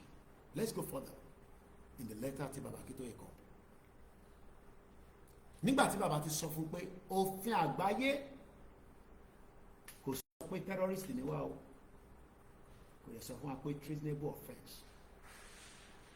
It's either we sit together, we sort this thing out. Ẹ ṣe gan ni mo ti ń rí alert owó kan kéré, owó tẹ́ bá fún wa náà a lè fi san end of the month, a lè san salary fún àwọn staff mi. Tó bá dẹ̀ jẹ́ pé pounds ni àní káwọn ọmọ ìdìbò náà mú díẹ̀ bẹ́ẹ̀. I am also changing a lot of my things there because I was expecting this month we go ahead with the rally, but tí bàbá dẹ̀ sọ pé kò tí yà, I have no other choice to listen and follow, wait for them. But a lot of things will change. Mo sọ fún yín pé èmi ò kánjú to return back to London. I still wait. Ó kàn máa change a lot of my things ni. Mo kúkú ní doctor appointment mo lọ pàdé ní London. So you tell one lay, I am still with you.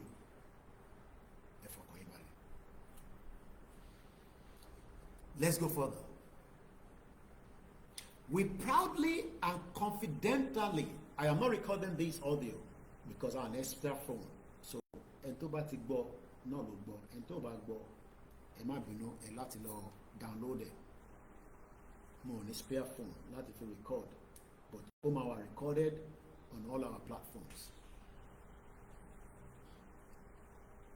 And you can see why I said I can't guarantee all the social media.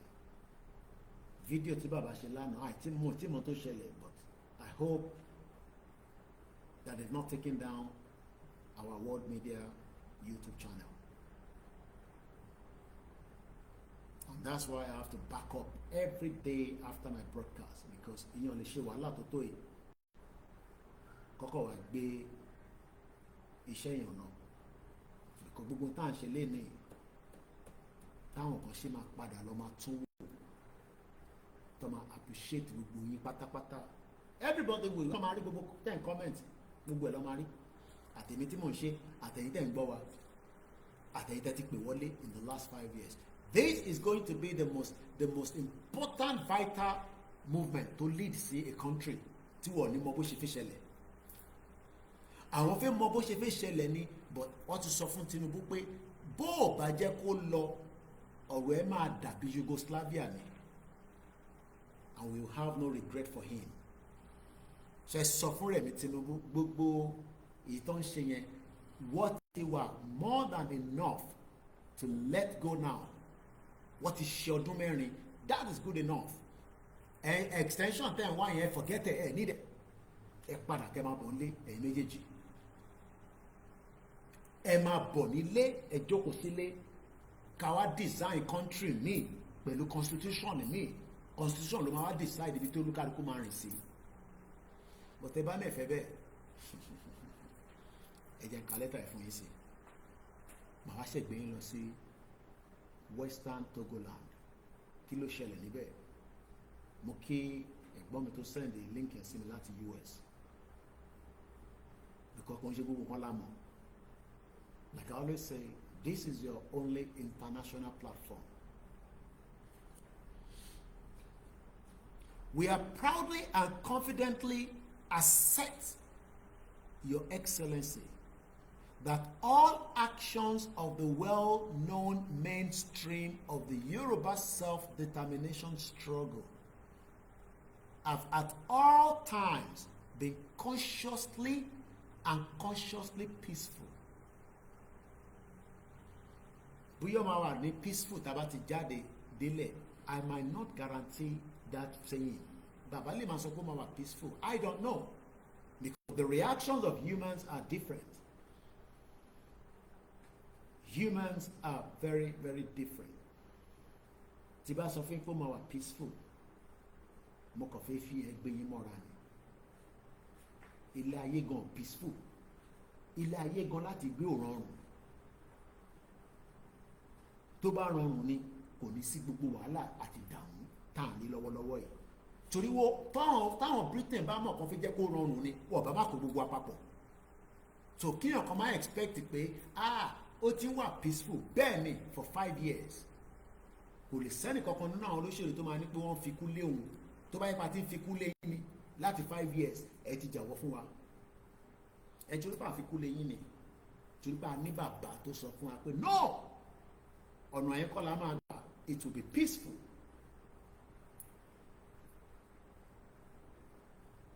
But if you think that peaceful is what you want, then we must open the room for negotiation so that this can end peacefully. But kò sí ọkàn tó ń gbà lọ́fẹ̀ẹ́ láyé.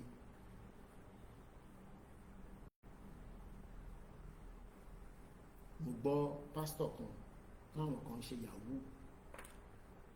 Ó ní ṣé Ísọ̀ ni àbí Jacob, ẹ̀wọ̀n kémi ọmọ Bible dáadáa. Ó ní kò ń ṣe pé ojú ẹlòmíì kan ló lọ fi gba àdúrà lọ́wọ́ bàbá ẹ̀. Ṣèbí bí Ísọ̀ ló lọ gba àdúrà tí kò jẹ́ kó gbà. Gbogbo ilẹ̀ mọ story yẹn èyí tẹ́ mọ̀ dáadáa nínú Bible. So fraud ti wà ti pẹ́. So tí àkàn bá rò pé bí àtòrí àti ń babọ̀ ní peaceful bó ṣe máa délẹ̀ náà nìyẹn ẹ̀tútù ẹ̀dá lálẹ́. Àfi tí negotiation bá jáde látọ̀dọ̀ federal government pé okay, we will give room for that peaceful kẹfì lọ, but wọ́n ní jẹ́ kẹ́ lọ nílọ́run, and you must prepare for that.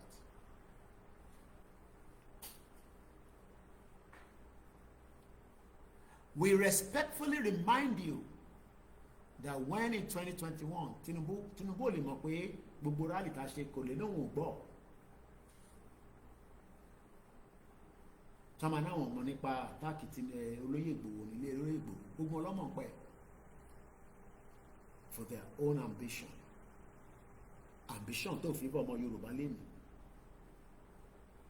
Tell me any part of Yoruba land that there is peace after the 2 years and the 8 years, including Buhari, making 10 years of a failed APC, 16 years of a fraudulent PDP. All they've done is just enrich themselves. Enrich themselves against the millions of Yoruba people. And we are still saying that there is room for negotiation, because even during the Ireland that wanted to leave United Kingdom, there was negotiation. But something triggered that UK will never forget. You might think that all this that we are saying that is a joke.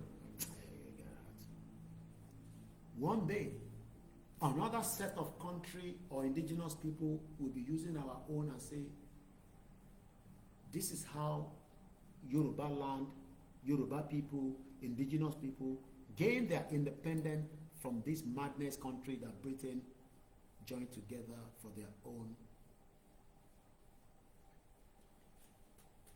Something took place in 1916, and it was called the Easter Rising of 1916,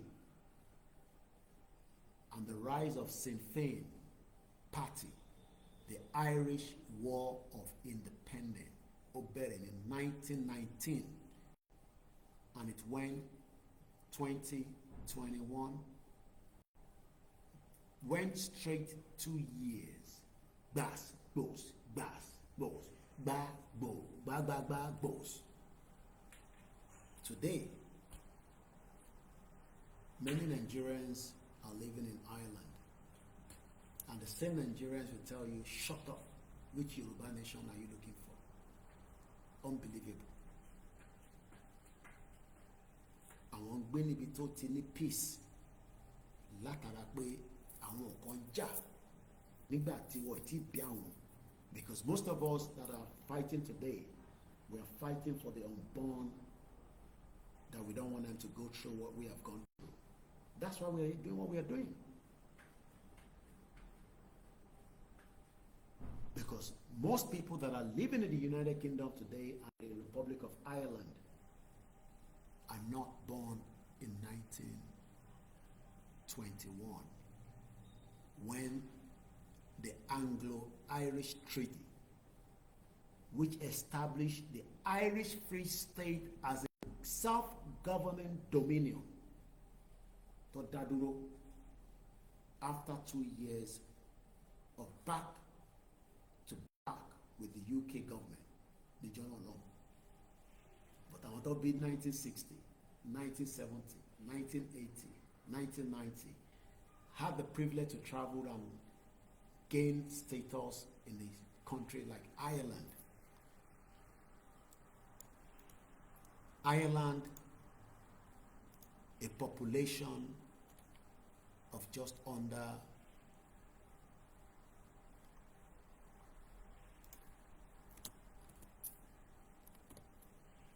5 million. So why should 60 million Yoruba people be forced to live together in a system and a country that is not ours? Eti pa wá lẹ́kún gan, ẹ̀yin náà máa sunkún gbogbo yín pátá tẹ́ ẹ bá jẹ́ ká jókòó ká yanjú ọ̀rọ̀ yìí. Some of us don't even know what our land looks like anymore.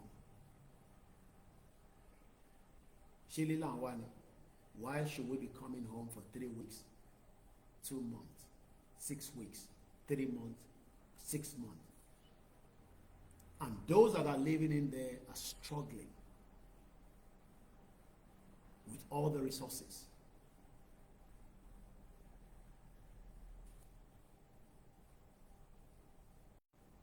Let us sort this out amicably before it is too late.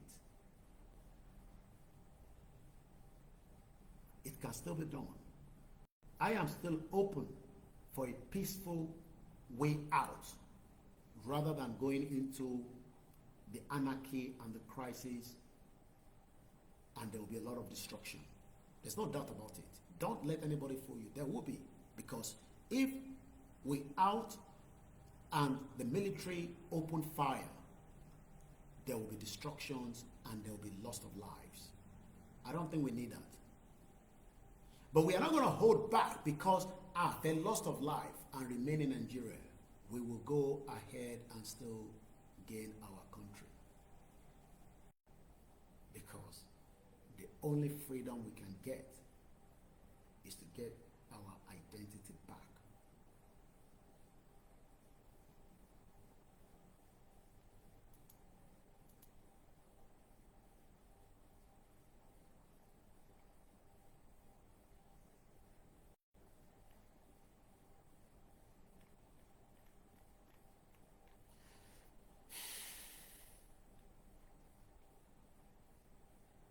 Baba Akintoye wrote quite a lot in details to Tinubu.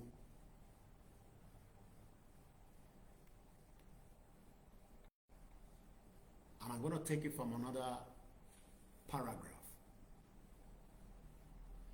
And this paragraph is the one that I need to sọ fún Tinubu that gbogbo politics don't play here. It needs now to wind it down and accept not a defeat, that he has already done exactly what he could have done or what he has not done by becoming the president, and that is more than enough. It's just a warning and an advice to him. Thank you, Bamo. There's no doubt about it, we're all going to die at some point. The point we die is what we don't know.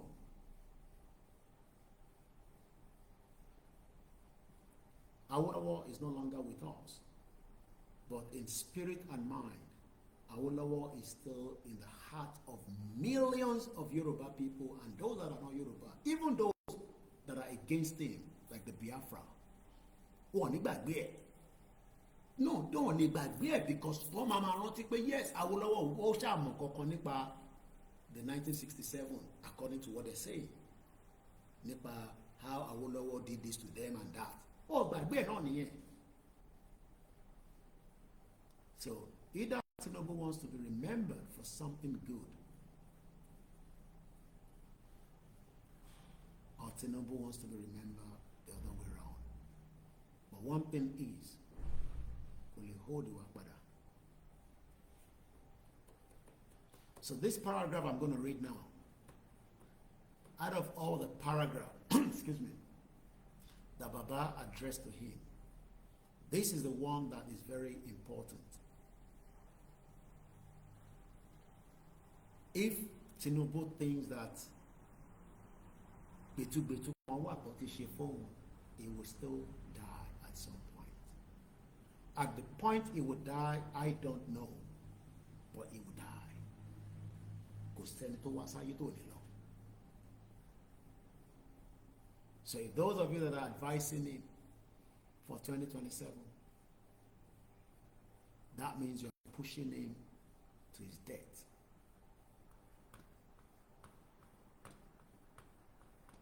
You might not have time to watch my program, but there are people right now that can summarize it to him in 3 minutes. Ẹ lọ sọ fún Tinubu, he will not be the one to hold us back. We are forging ahead to gain our country, because death will still come to him, even if he tried to.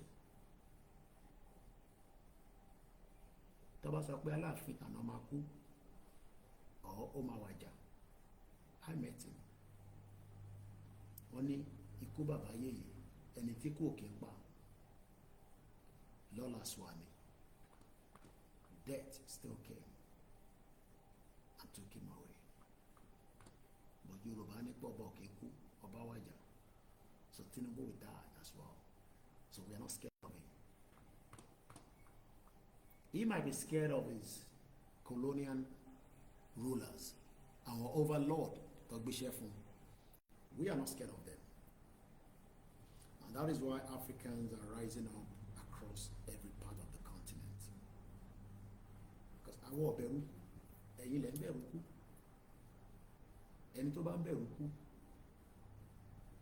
ikú padà máa pa gbogbo wa náà ni.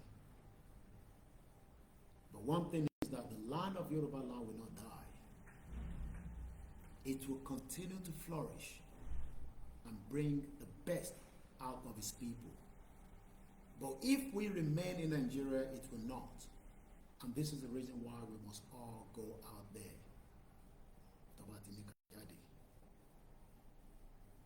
So I'm going to read this.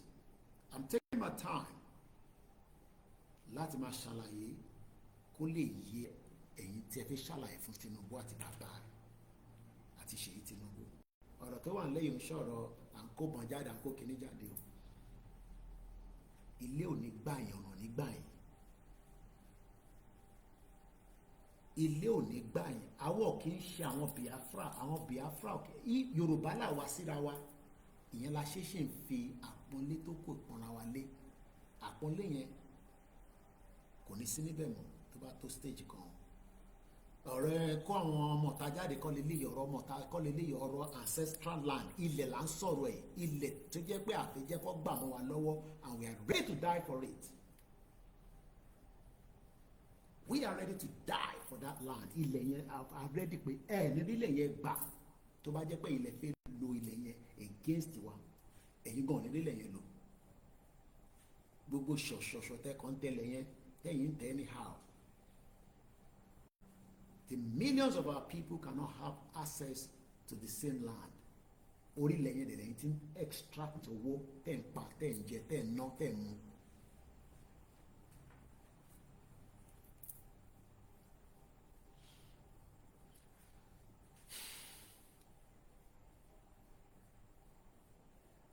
As the president of all Nigerians, you ought to listen. Ó fẹ́, ó fẹ́, ó like, ó like, ó sì gbọ́dọ̀ gbọ́ nǹkan tá a bá ń sọ, ìyẹn Tinubu. But tó bá kàn sọ fún wa pé brush aside, you will die as well. Àwa tó dẹ̀ fi ṣèkà fún náà, we will die at some point. Bọ̀ sórí ilẹ̀ yẹn, ilẹ̀ yẹn máa ṣe wà maintain àníwọ̀ ní gbádùn ẹ̀. Àwa tó fẹ́ pa yẹn náà ní gbádùn ẹ̀. But àwọn kan máa padà dé wá gbádùn ẹ̀. Báwọn kan ṣe lọ ń gbádùn abroad nísìn, because people fought for you to be abroad. Fáwọn àtàwọn abroad ta ní privilege ni. Báwo ni àwọn mother in-law mi, àwọn ní access sí oògùn, mọ̀mísí tèmi dẹ̀ ní access sí oògùn látara pé system yẹn ṣiṣẹ́ lọ́hùn. Àwọn kan ló jà fún ni mọ̀mísí tèmi ṣe ń gbádùn ẹ̀ lọ́hùn yẹn. So àwọn kan gbọ́dọ̀ jà fún kí ìran mi má tún wá jìyà pé wọ́n ò rí oògùn gbà lọ́sítítù. How can my mother-in-law get to the hospital? Nígbà tó fẹ́ kàn wọ́n báyìí, wọ́n wá ní pé doctor ẹni kan tó padà wá in 2 weeks time. Ní sóríire gbogbo èèyàn olóṣèlú yẹn, ikú máa pa gbogbo yín ni. A máa jáde lẹ́ẹ̀ni. Ẹni tó máa kú ló máa kú.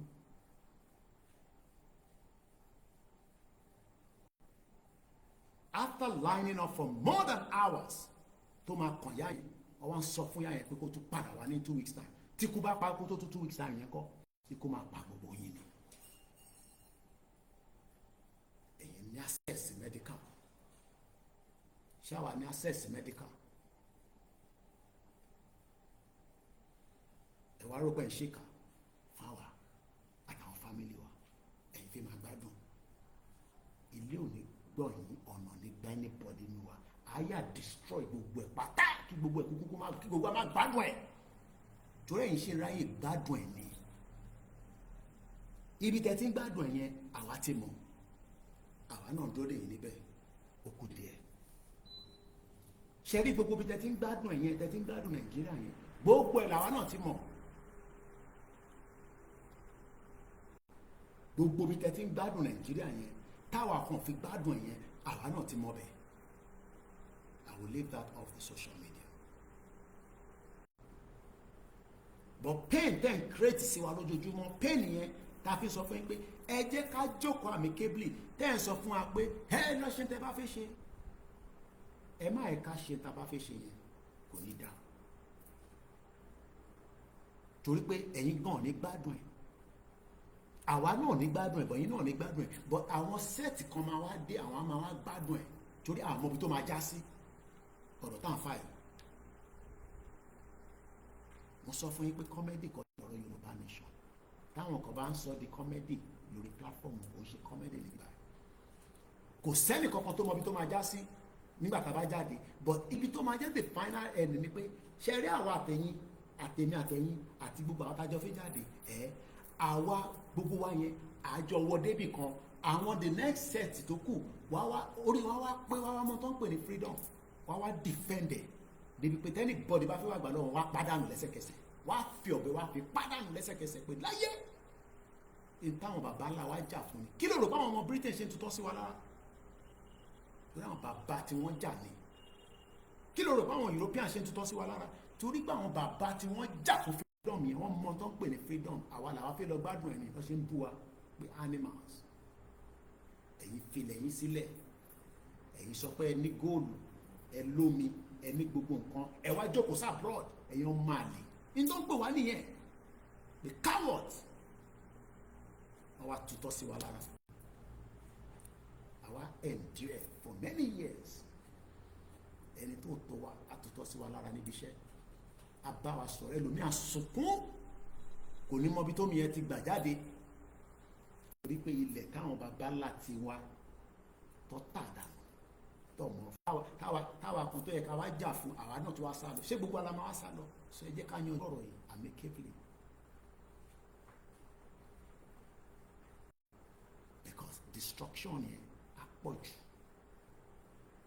Tí bàbá bá ń sọ lókè nu lẹ́tà yìí pé ó ti wà peaceful rí, kò likely kó máa wà peaceful délẹ̀ o.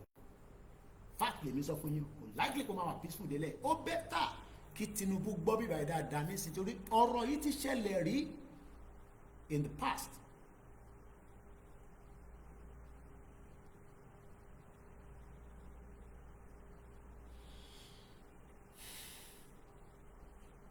A president needs to listen.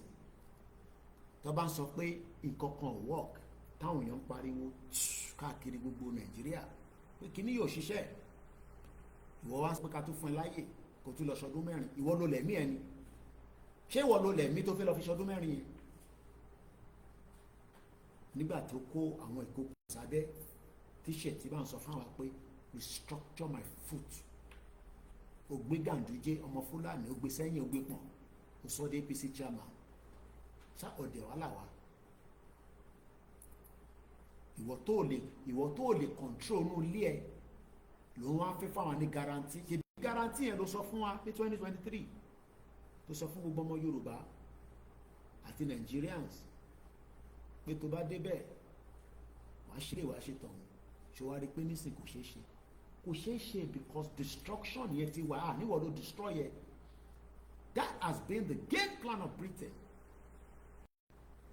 Àwọn kan náà lọ kọ constitution fún wa, àwọn kan náà lọ tò gbogbo ẹ̀, àwọn kan náà lọ sọ pé ọ̀nà báyìí lẹ máa gbà ẹ̀yin Fúlàní tẹ́ bá máa pa wọ́n dànù tán.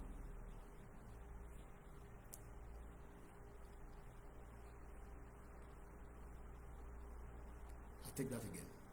As president of non-Nigerians, you ought to listen to what increasing numbers of important Nigerian men and women, including northern men and women, are saying more and more passionately these days. In terms, so if you go every part of Nigeria today, even those that doesn't want Nigeria to break, everybody is just tired of that fuckery country, and everybody just want to depart and go their separate ways. But the rulers still want to keep us together, and that is an explosion. Because the more you are trying to keep it together, the more it will explode. And when it explodes, even those that are innocent will be affected. And this is why we are saying again and again, let's give room to dialogue. Dialogue now, before it is too late, Tinubu. Forget about the lies, the deceit by any of your representatives. They can continue to tell you lies that all is well. All is not well anymore in Nigeria. Nothing is well anymore in Nigeria. Nigeria needs now to dissolve. This is not about talking about 2027. This is far away from 2027. What is on the table right now is let everybody, the indigenous people, go back and reset the button. But no, you don't want that, because you are still following the international order, the world order that wants to keep Yoruba people, the Igbo people, the Hausa people, all the beautiful indigenous people. You want to force them together. But what you forget to understand is that it would bring the biggest civil war again that we've never seen, and we cannot sit back. And that's why we are doing everything we are doing, so that come out to this civil war. They are pushing.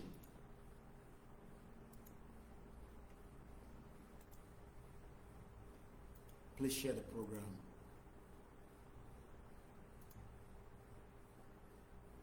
And let this message get to the politicians.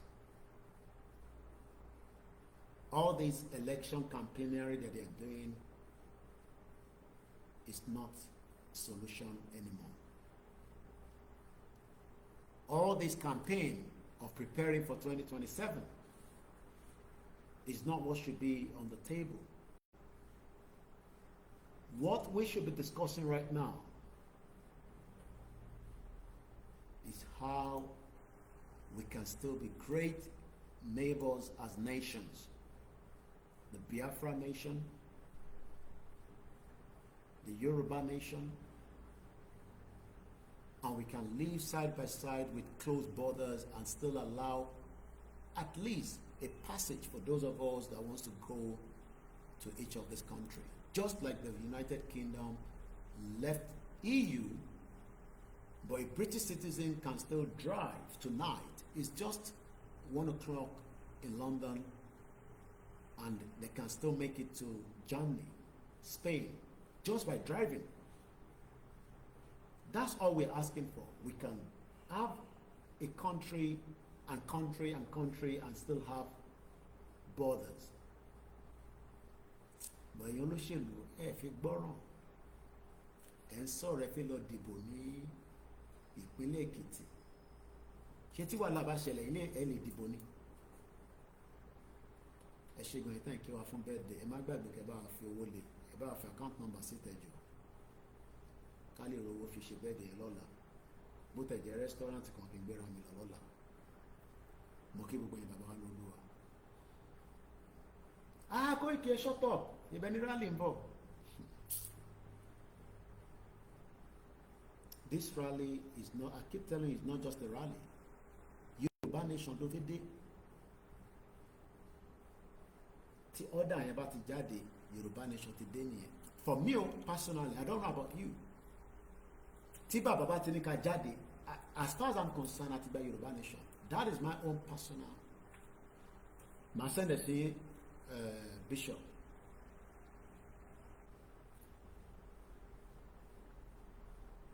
Tí bàbá bá ti ní ká jáde, èmi lèmi sọ, má quote me anywhere, pé èmi personally I believe that we have already got our country. Ó wá kú bá ṣe fẹ́ defend it. Àwọn bàbá dẹ̀ mọ̀ what they will do next. But when some of us are not taking it to that extent, a kàn ń rò pé wọ́n ní mail àmà jáde fún rally, wá jáde, ó ti tán, ṣì bá sọ fún yín, fẹ́ gba, ẹ̀yin ò mọ̀ pápá fi gba country nìyẹn. 2 years ní Ireland, níbi tí mọ́mí wa yẹn, Ìyẹ̀wé, I met her before, Esterbod, ó dà pọ̀ wá sí wedding ní Ìyábọ̀ Òjó ní Tanzania. Ṣé mọ̀ pé passport Ireland ìyá yẹn fi travel, Irish passport.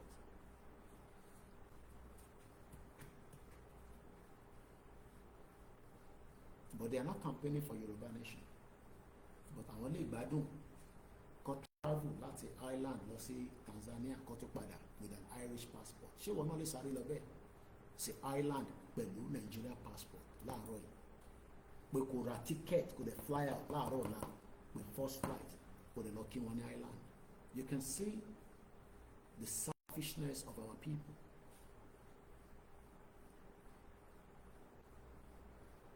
The same Ireland yẹn ọdún méjì gbáko ló fi bá UK jà tó fi wá declare country wọn ní 2021.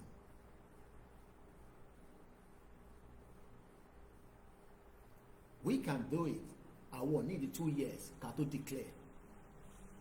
but a kọ́kọ́ gbọ́dọ̀ follow order bàbá Akíntóyè tó bá ti ní ká jáde.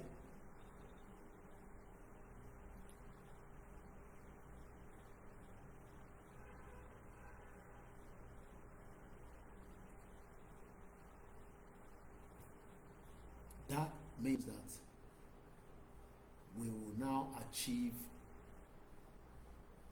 our goals and become free for the rest of our lives. Ẹ má worry nípa gbogbo game tó ń play lágbàáyé. Wọ́n mú Simon Ekpa, wọ́n present terrorist ní kìíní kan ní. If Britain hasn't joined everybody together, it will not be agitating.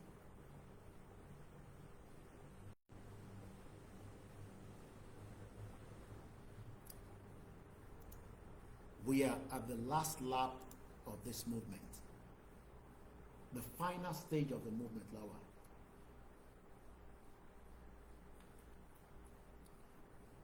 And we must do everything to protect it.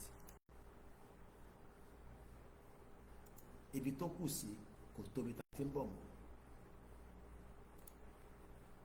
But they will bring in all kind of confusion. Mo kí mọ̀ sí mi dáadáa.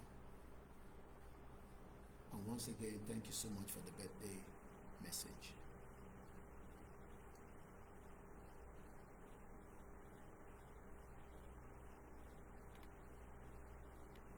Let us continue to tell the politicians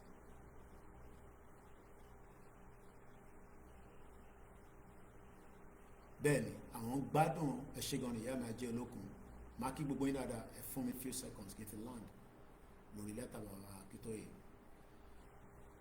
Ẹ̀yin fẹ́ máa gbádùn káwọn máa ní fún wa ní $10 ẹ fún wa ní $50. This part tí mo fẹ́ ká yìí history lè repeat rẹ̀ tí Tinubu bá wà careful tó bá fi fagídí ṣe tó náà wò nígbà. I pray it doesn't.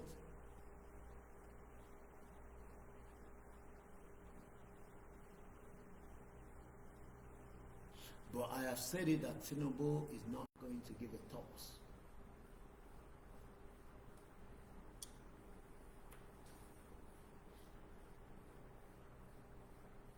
The people of Nigeria are yearning and crying out loud that this country is no longer viable for us as a country, not as people. The people can stay far away.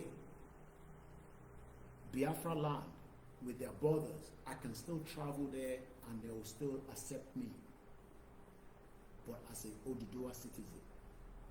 But the fact that I cannot move to Biafra land today or Southeast due to so many obstacles and vice versa. Gbogbo àwọn olóṣèlú Àtíkù gbogbo tó ń ṣeré yẹn. They think this is like an EndSARS or all these protests that have been going on. No.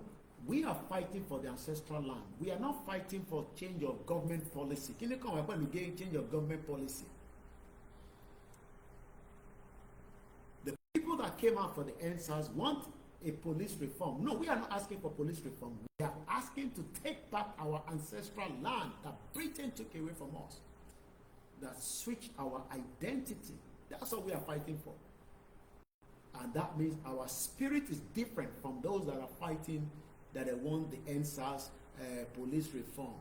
When we have a country, when things are put in place, let them change it.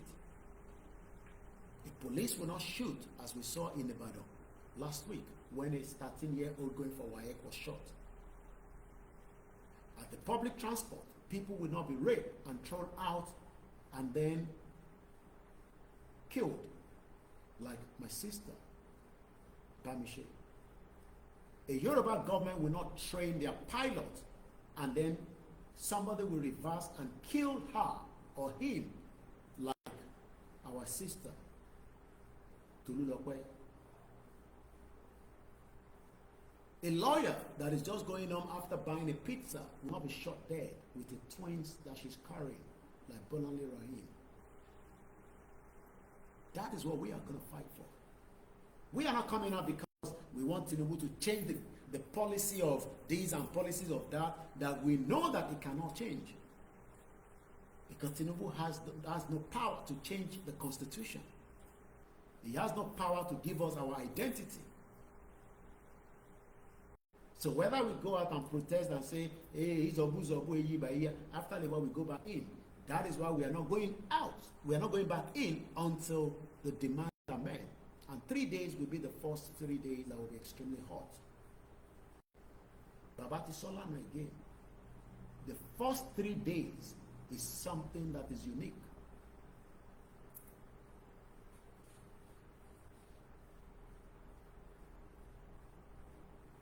It's just 1 o'clock.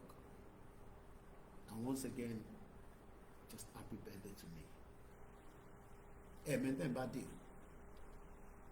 You're dealing with a guy that is communicator, Gemini. I will destroy Nigeria using my media before we go out. You will be seeing Nigeria, you'll be asking, what is Nigeria? That is exactly what I've been doing for the last 5 years. Taking, burning my time. Because you want to need Nigeria, that Nigeria, you will not hear it again. By the time I finish with Nigeria, before we have our country. And if you think that I'm going to be defeated and be talking about nonsense and jagbajantis going on in Nigeria that much so that it burns my energy, I want to burn all my energy for the Yoruba to be free. That's all I'm doing. Plus the others that are working around the clock. Let's go further into the last paragraph I want to treat. They are saying that it is more sensible for the peoples of Nigeria to find a way to separate peacefully now. Ẹ sọ fún Tinubu pé kó jẹ́ ká separate peacefully now. Ìlú tó bá rọgbọ ni wọ́n govern. Fúlàní ò jẹ́ kó rọgbọ mọ́ lọ́wọ́ nísìn. The insecurity level in Nigeria right now is unbearable. The pain is too much. And Tinubu is still taking it as a joke. You think that it's about Yoruba nation that is pushing the destruction of Nigeria? When the Fulani agenda is not yet over. We want to help them, but we want to help around. They're thinking that we are just ranting on the social media when the Fulani invasion is already on our doorsteps.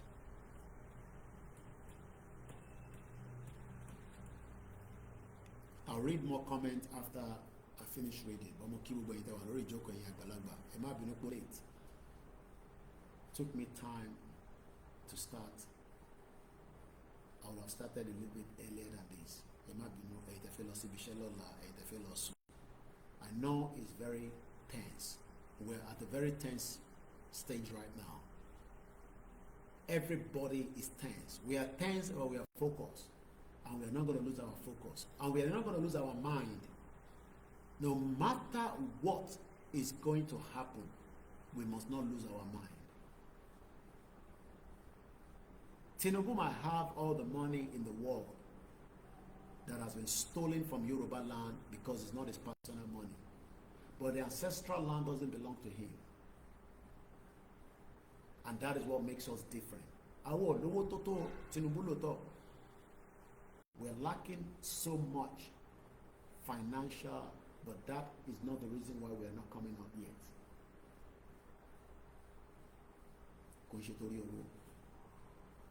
Let's allow Baba Akintoye to give us the say, and we will go ahead and obey the order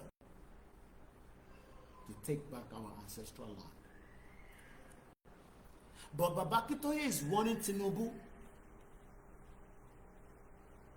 that àwọn èèyàn nú ẹ̀, àwọn tó wà ní Nàìjíríà, wọ́n sọ pé ó wà sensible nísìn tí kò tí sí pé à ń yìnbọn fúnra wa, à ń para wa, à ń jà, ìlú dàrú, gbogbo ẹ̀ ń gbóná yọrùkú. Everywhere is still calm right now in Nigeria, even though we know indirectly it's not calm. Inflation, everything. Kóyèkì ṣe tá a bá wá gba country kò ní sí inflation ni. Let's first take back our true identity and deal with other things as we would do with our government. And wherever tó bá kù sí nígbà yẹn, a mọ̀ pé inú country wà láwa. Bàbá sọ fún President Bola Tinubu pé they are saying that it is more sensible, ó wà sensible nísìn ní wákàtí tá a wà yìí, pé àwa Igbo, àwa Yorùbá, àwa Tiv, Kanuri, Ìjọ, Haúsá, ká pín kólúkálukú dá lọ lọ́tọ̀ọ̀tọ̀ láyé ààrẹ. Èyàn mi pé ọmọ Igbo nílé gbé láàrin wa. He will follow our rules and regulations, just like I am also following the rules and regulations of the United Kingdom. If I take any steps that I'm not meant to take in the UK, I'll be jailed or I will be punished for whatever the offenses are. So when we have our independent Yoruba country, those that want to live with us, we follow the rules and regulations. It's as simple as that. We will trade. We will have cordial relationship. We will build institutions. We will want engineers from the Igbo land to come. We will want them to build house, but we want to make sure that they are building under the rules of engagement. People that disobey the laws around the world are punished. It is the normal thing. Èdè wa la máa sọ. Ẹni tó bá lóun ò gbédè wa kó padà lọ sí school kó lọ kọ́ Yorùbá. Simple. Just like people are learning languages when you travel around the globe. Níbi tó bá ti sọ English. O lè lọ gbé ní India ní sìkò ní o fẹ́ máa sọ English sí wọn. Wọ́n gbọ́ èdè wọn ló máa sọ. And the better we live Nigeria now, the better for us. Let me quickly push this, something just pop up before I just move on this. Pakistan is training terrorists in Nigeria. Yeah. Pakistan, what in train? Nigeria no government, no software.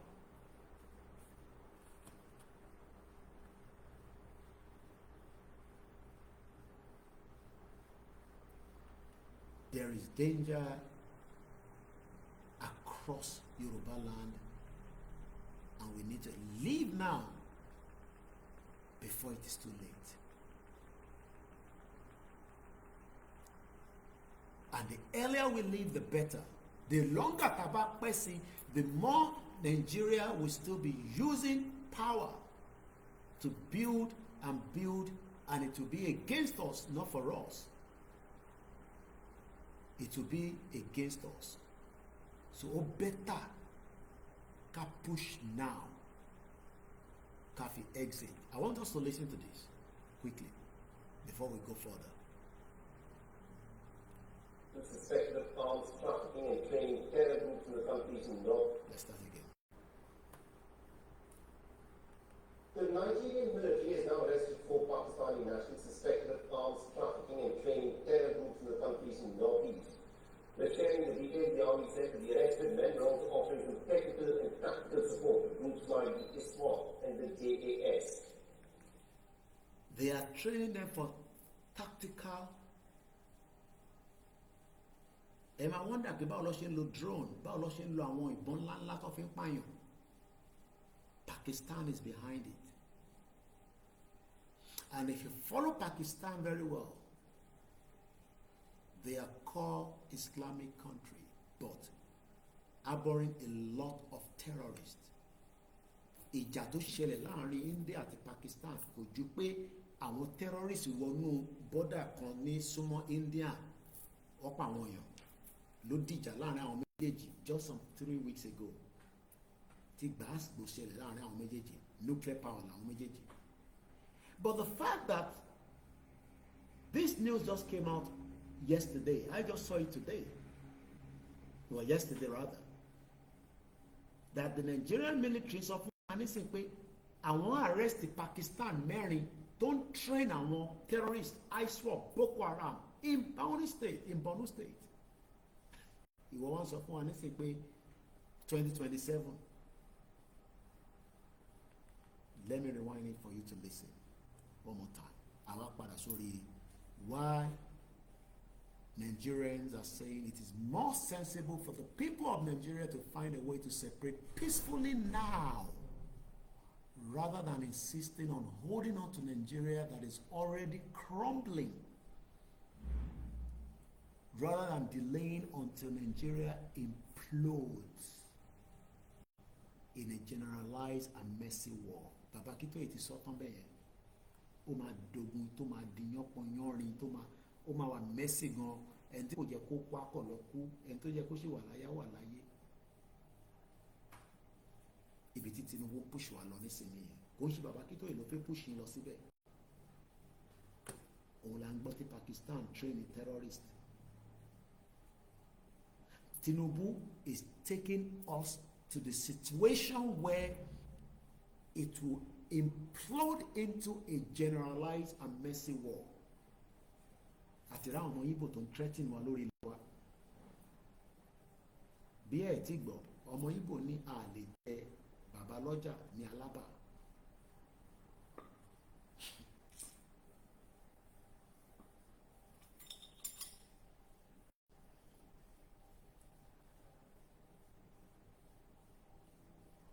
We are now facing essential threat on our land. Essential threat la face lórí ilẹ̀ wa nísìn.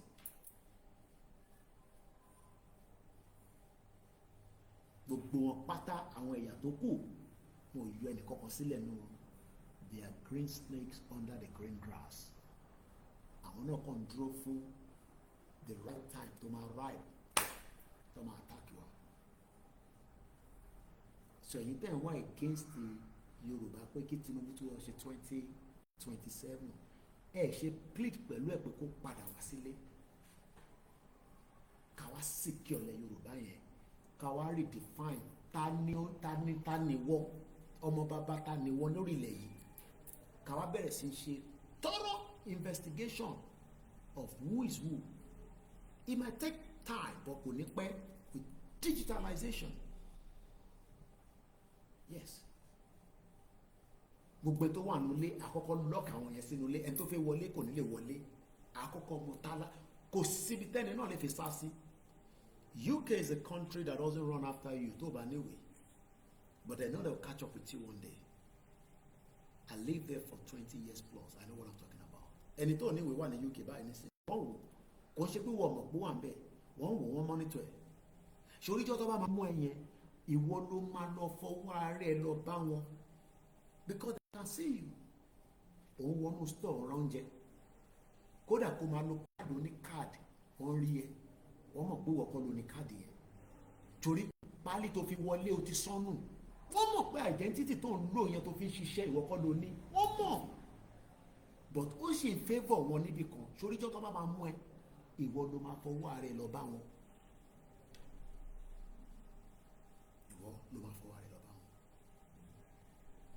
If you think that all this country doesn't know that you are in their country illegally, bó ṣe máa rí náà nìyẹn. Ẹni tá bá ti fún ní warning tá bá ti gba country wa pé ẹ wá register ká lè mọ̀ pé wà nù lé o tó register that means péjọ́ tá bá ti mú kò ní any reason láti wà nílùú wa à lọ deport ẹ̀ padà síbi tó bá ti ní wọ́n ti wá. Last month I told you Ashiwa today is the end of May èyí ni birthday mi May 31st ni ma celebrate birthday mi. I got a call from someone that I knew was in the UK. Èmi ò mọ̀ pé ti deported wá sí Nigeria. 45 people were deported. Ẹni mo parọ́ April 25. Go and ask at the Muritala Mohammed Airport if there was not a flight that came from the UK, a chartered flight with 45 Nigerians that were deported. Only God knows how long some of them have been living in the UK. Kọ́wọ́ tó mú un báyìí. Ẹlòmíì bá bí nísìnyí pé báwo lọ ṣe mú ẹ òun á máa béèrè pé òun ò tẹ kó tẹ yé òun. They will catch you. They will pick you up. So when we are saying that a fẹ́ gba country, ẹ̀yin tẹ wá ní Jagaban kó tún lọ ṣe sí, terrorist is currently now becoming more powerful than the Nigerian military. And the last thing you want is not the military coup, but the same terrorist to overpower Tinubu and probably not kill him because he might be protected to the last day, but he might end up in exile. But Otiko Buawatoku is a problem. With the situation of where it is right now, gbogbo ọ̀rọ̀ Àtíkù, Peter Obi, gbogbo game to gbogbo wọn fẹ́ gbá yẹn, El-Rufai yẹn, Arẹ́gbẹ́ṣọlá yẹn, they are criminals. They are all under their own interest, not the interest of the Yoruba people or the Igbo people or the Hausa people. The politicians about their interest. So much interested. How can people vote for you as PDP and you have not finished your tenure and you have already changed to APC? How? So what about me that I don't like APC, but I love you because you are PDP? Now you have forced me to go and love APC that I don't love. That is what is happening in Nigeria today. That is going to explode. Everybody is just lying low. Everybody is lying low. They are just waiting for the spark. Let's listen before I come back so that I can move away from this. Pakistan is now training terrorists in Nigeria. I am not surprised because I have followed Pakistan very well. Pakistan harbors a lot of terrorists. Don't even use their airline. They become they harbor a lot of terrorists. So that means they are flying their own people from their country in Pakistan straight into our own Yoruba land and Nigeria or whatever you want to call it, and train people. How many have they trained? When I tell you that we have a lot of sleeper cells, just yesterday during my broadcast, the same Nigerian army is telling us that they were able to intercept the terrorists in Lagos, 11 states. Remember the headline yesterday that I gave you? Can't remember what the headline talks about, but if I go back into because I did a short video about it, and I remember I did a screenshot. I call it Snippet. There's something I got on my laptop. It's called Snippet. If I think Gamecom, and I think I have it here. No, not this one. I think it's this one.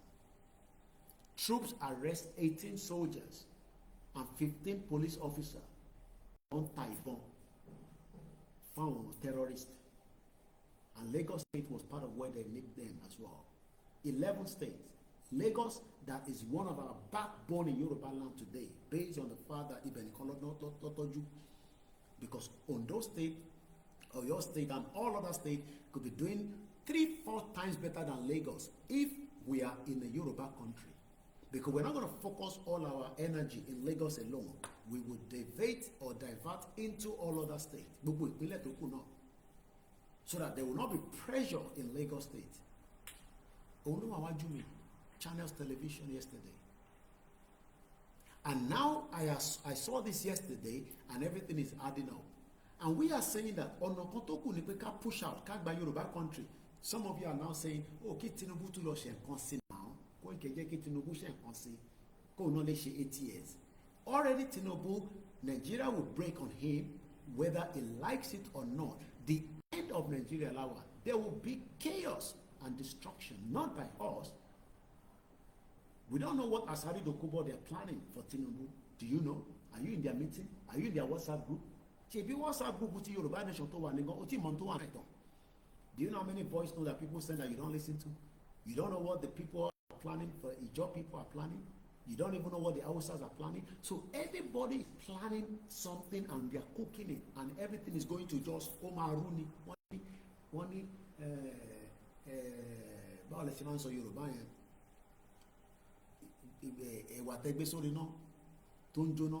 By the time tí ilé yẹn bá ṣe gbò lókè, Do you know that people don't know there's a fire until they start seeing the black smoke? But hey, ilé yẹn ń jó, and people start finding solution. Ṣáwọn èèyàn sí bẹ́ẹ̀ ẹ jáde o, ilé ń jó o.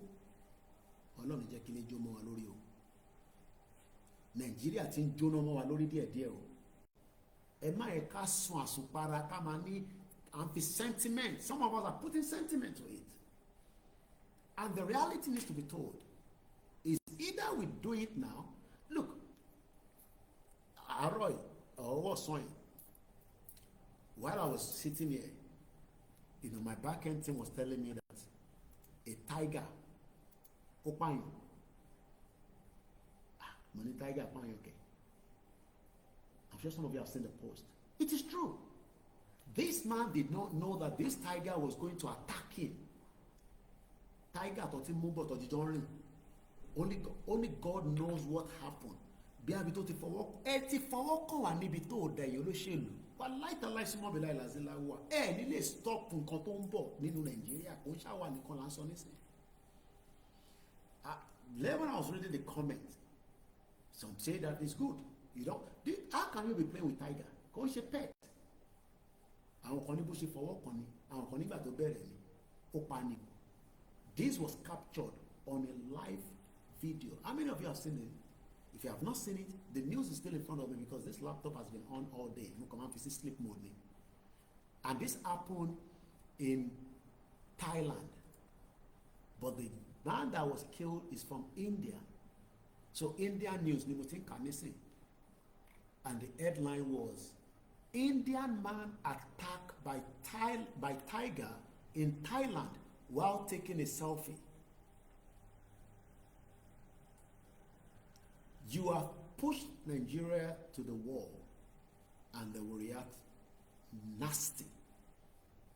If you think that the Biafra are quiet, they are pained, and you can tell that they shut down the whole of Southeast yesterday to honor their fallen heroes that was killed by Britain. Some of them disagree that, you know, we are also involved because we supported Nigeria, the Yorubas. And that's why they always call us the Yaribas, the this and that. We can never be one. So that's why we better kaje come law. And the ones that wants to operate on our land, we will know who they are, and we will still let them operate under the rules and regulation of our land. But what we are doing right now, the Igbos will curse you. And they are still going to be in your land, and you cannot do fuckery to them. The threatening money in Lagos State. What she ìjà ló máa padà dì náà ni. Ẹ lọ bá wọn ní Alaba. Kẹ́ lọ attack wọn. The Igbos are telling us now that we cannot have Babaloja in Alaba. Lórí ilẹ̀ wa. On challenge wa. So rather than us to have a country, so that we can rewrite our history back quickly, not that we are going to chase them away. Èyí tó bá lè comfortable to gbé láàrin wa, then they have the right to close their business, sell their house, and go back to their land. That's what we are saying. But you want to play the dirty game and the dirty politics and still want Tinubu and abuse the Igbo. Orí òpè, bomb bastard. You cannot have your cake and eat it. You want to attack the same Igbo and you still want to be in Nigeria. You cannot. So we are better off to have different nations, and then we can have citizens of Biafra in our land. Just like I am a Nigerian living in the UK because I think my country. Ẹni tó bá ti gba British passport ló lè máa náwó kì í ṣe Nigeria mọ́ labroad kò ń ṣe gbogbo èèyàn ló ní British passport. Chowore doesn't have an American passport. He's just a citizen. He has the right to go into America and come back. He doesn't need a visa. That is the difference between me and Saul. I don't need to go to embassy now and apply for visa. I did that in 1998 on my first leg going to UK, and I got my visa in Abuja. Here's 60 million people no man opportunity láti lọ sí UK. My in-laws now have tried to get them to the UK. They're not giving them a visa. But when we have our Yoruba country, we can then rewrite history, rewrite our economy, rewrite our security, and have a cordial relationship with the same UK. If the UK is not going to give us a visa, we're not even going to apply for visa. If they are not going to allow our citizens to go to their country, then they are not going to do as well, because our land is enough to feed us and look after ourselves and trade elsewhere. But I want you to understand, you want to fight the Igbo and you still want to be in Nigeria. Don't make sense. Sorry, Igbo. So àwọn Tinubu wá ń fi gbogbo agbá game. Ẹ̀rọ Arẹ́gbẹ́ṣọlá ẹ̀wọ̀n ò bá Tinubu ṣe mọ́ o. But the same Arẹ́gbẹ́ṣọlá ate out of Lagos State and then ran to Osun State and become a governor after 8 years. Ó ní wọn ò bá Tinubu ṣe mọ́, ó tún fẹ́ lọ bá Fúlàní ṣe, ó fẹ́ lọ bá Tìkú ṣe láti fẹ́ fi defeat Tinubu. Ṣé wàá rò pé Tinubu stupid? Tinubu náà máa drink kó máa rig election. What happened after 2031? Koiki má worry, Tinubu máa restructure Nigeria. Tí kú bá lọ pánkọ́ tó bá kú láàrin méjì kan. No, tí Tinubu bá lọ kú láàrin méjì, ẹ̀yin lẹ́lẹ̀ mẹ́ni. Mo ń bẹ̀rẹ̀ ni o, ṣé ẹ̀yin lẹ́lẹ̀ mí ẹ̀ tó bá kú Buhari òkú, ìwọ mọ̀ bí i Buhari gangan nìyẹn. Mo ń bẹ̀rẹ̀ ni. Why are the Yoruba people thinking stupidly and they're using paperwork and be saying we are doing analysis? Which way the analysis lenshi? Let's get the hell out of this country now. Let's have a Yoruba country so that we can stop Pakistan from bringing any terrorists closer to Yoruba land. Because right now Yoruba land is just open to every dick and harry. We don't know. I met a custom officer recently, this last week. Jenny Friday, but week on it. Only border to wọlé Yoruba to woman is more than 150 from Benin Republic. Only border to woman custom officer ni. Only to 150. Mo wá ní ṣe gbogbo border ẹ̀ lọ́ man ó ní níbo láti possible. So every day you are sleeping, you are building your house, you don't know the infiltrators that are coming into the land, and they might end up moving closer to you. Only jẹ́ ọlọ́mọ àkọ́kọ́ take out. You, ìwọ tó ń sọ pé yóò fẹ́ Yorùbá country. And life is about give and take. Only God knows what happened in Thailand. This man did not travel to Thailand to die. Ó lọ sí Thailand. Thailand is a beautiful place. Touristic place. Tourism. They don't have anything. Tourism of India. But you got to be very careful because àwọn adóòdì pọ̀ níbẹ̀ gan. Tó bá fi lọ, tọ́lọ́ba ní kò rá àfààní àti lọ. You got to be very careful. You can see a female, you might end up taking it to the hotel, you realize that ọkùnrin ló gbé wọlé. Wọ́n ní wọ́n bẹ̀ gan. But a lot of people travel there. It's a place that you can visit, you know. But what we are saying is that Toba sọ fún ọmọ boy nísìnyí tó kú ìpè, you will die in the hands of tiger. Nílò kò sí nǹkan tó jọ. So, all I'm saying before we wind down the broadcast, and I appreciate everybody before I go, is that we should be firm and tell Tinubu, which is the most important part. And I will not interrupt the reading again now. As the president of all Nigerians, you ought to listen to what increasing numbers of important Nigerian men and women, including northern men and women, are saying more and passionately these days. They are saying that it is more sensible for the people of Nigeria to find a way to separate peacefully now, rather than insisting on holding on to a Nigeria that is already crumbling, rather than delaying Nigeria implodes, rather than delaying Nigeria implodes. Sorry, my mouse moved a little bit forward. I don't know whether forward or backwards. Apology to those of us that are listening. It might be. I think I have to come there a little bit.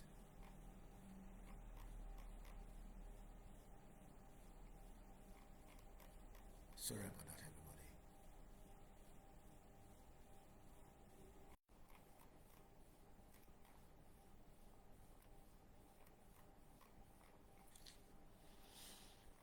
My mouse moved it a little bit and now I've lost that part. I'll find it in a minute.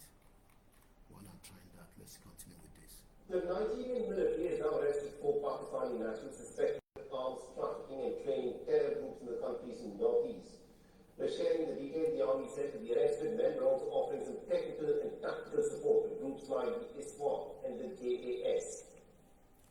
Rather than insisting on holding on to Nigeria that is already crumbling, rather than delaying until Nigeria implodes in a generalized and messy war that could take millions of lives. I have said it, millions of people will die before we cross the other way around. Already millions of people are dying in Nigeria if you go back from 1960 or from 1914. So whatever we add to it is just going to make it a million. So it's not literally that 1 million people will die. I have said 1 million people will die before we go. But Tabalowo Gbogbo tó ti kú bọ̀ láti 1914, death that should not have happened, death should have been avoidable from 1960, from 1999, you realize that it is already close to a million. So whatever happens will be a top-up to make it a million. The signs are already unmistakable. The signs are there. Everybody can see the signs, but we live in denial. The signs are there. Gugualari signs that Nigeria is crumbling, Nigeria is dying, Nigeria is dead. But we are living in denial.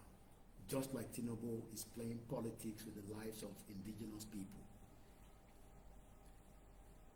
The signs are already unmistakable.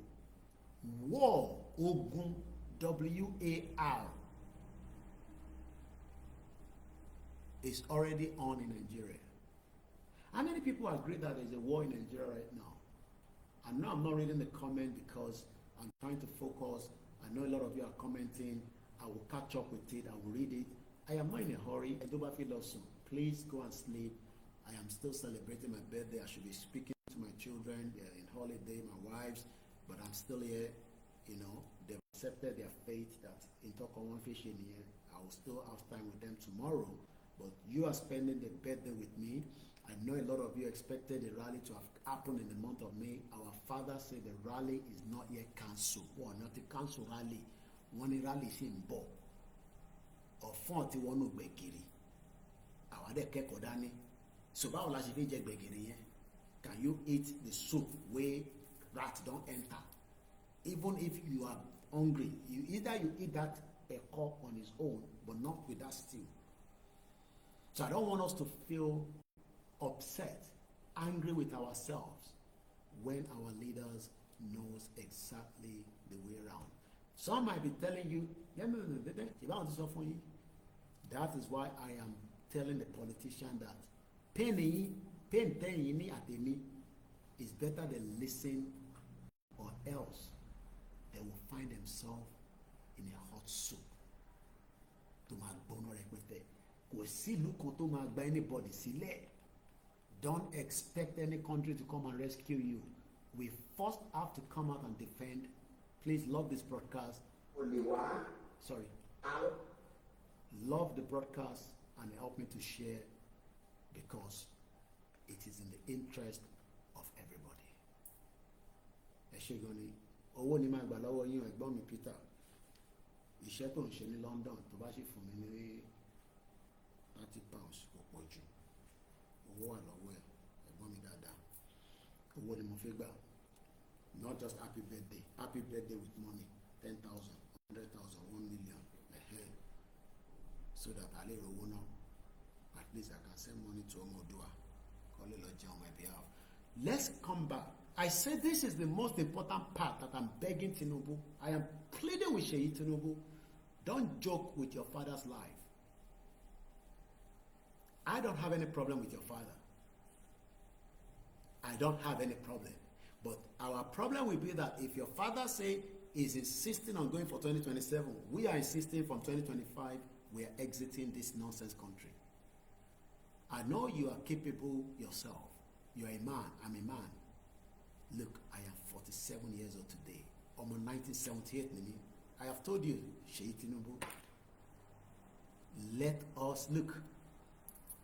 Your future can be bright in Yoruba land. There's no doubt about it. And I'm not here begging mo gbe mora. But sorry to ban sọ pé Koiki shut up.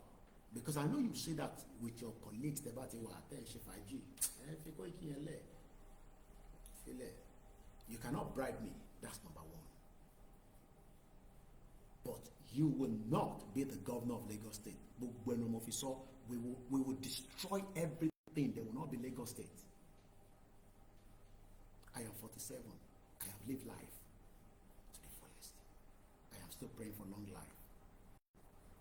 Only the governor of Lagos State. I can assure you that.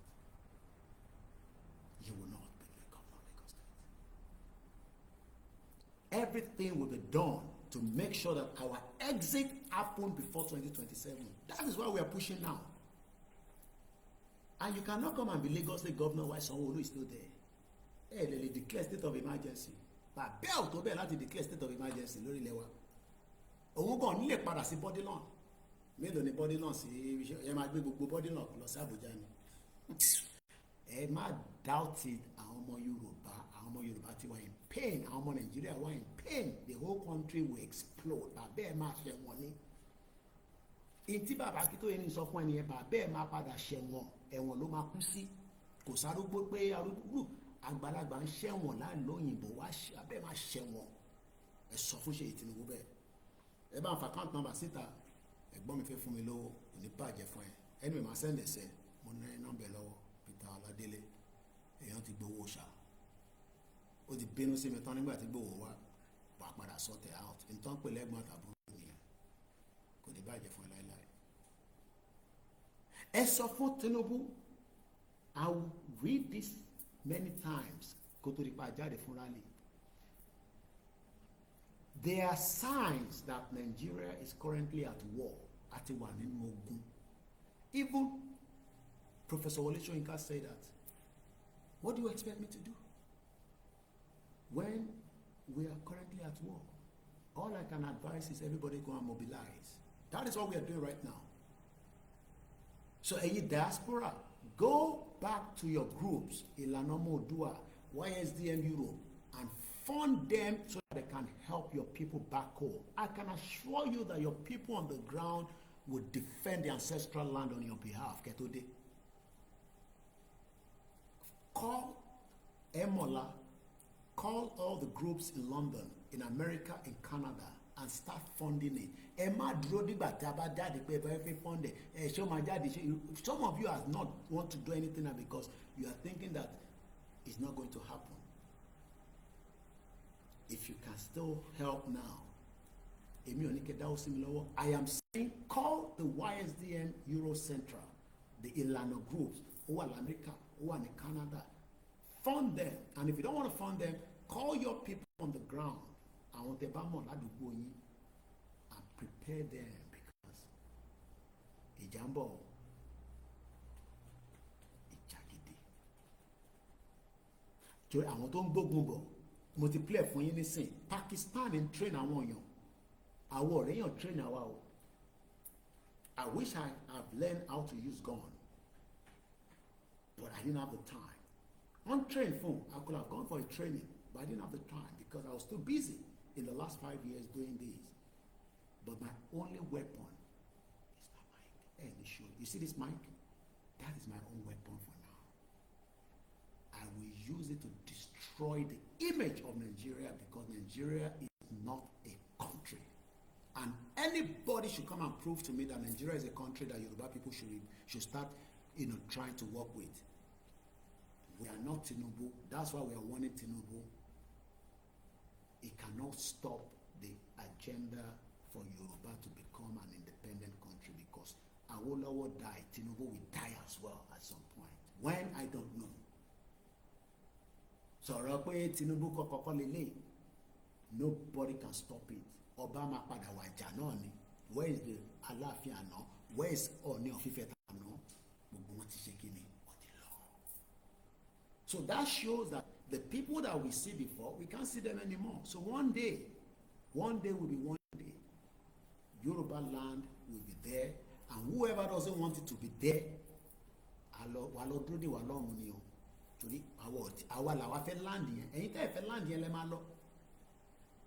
and for those of you that are fighting the Igbos, you can't fight the Igbos while you are still in Nigeria. 2 ways around it. Let's get Yoruba nation and let's draft a new constitution that will protect our land. And the Igbos, the Hausas, and whoever wants to live with us, the Oyinbos, the Europeans, the Chinese, the first thing is they will respect our land. The laws of the land.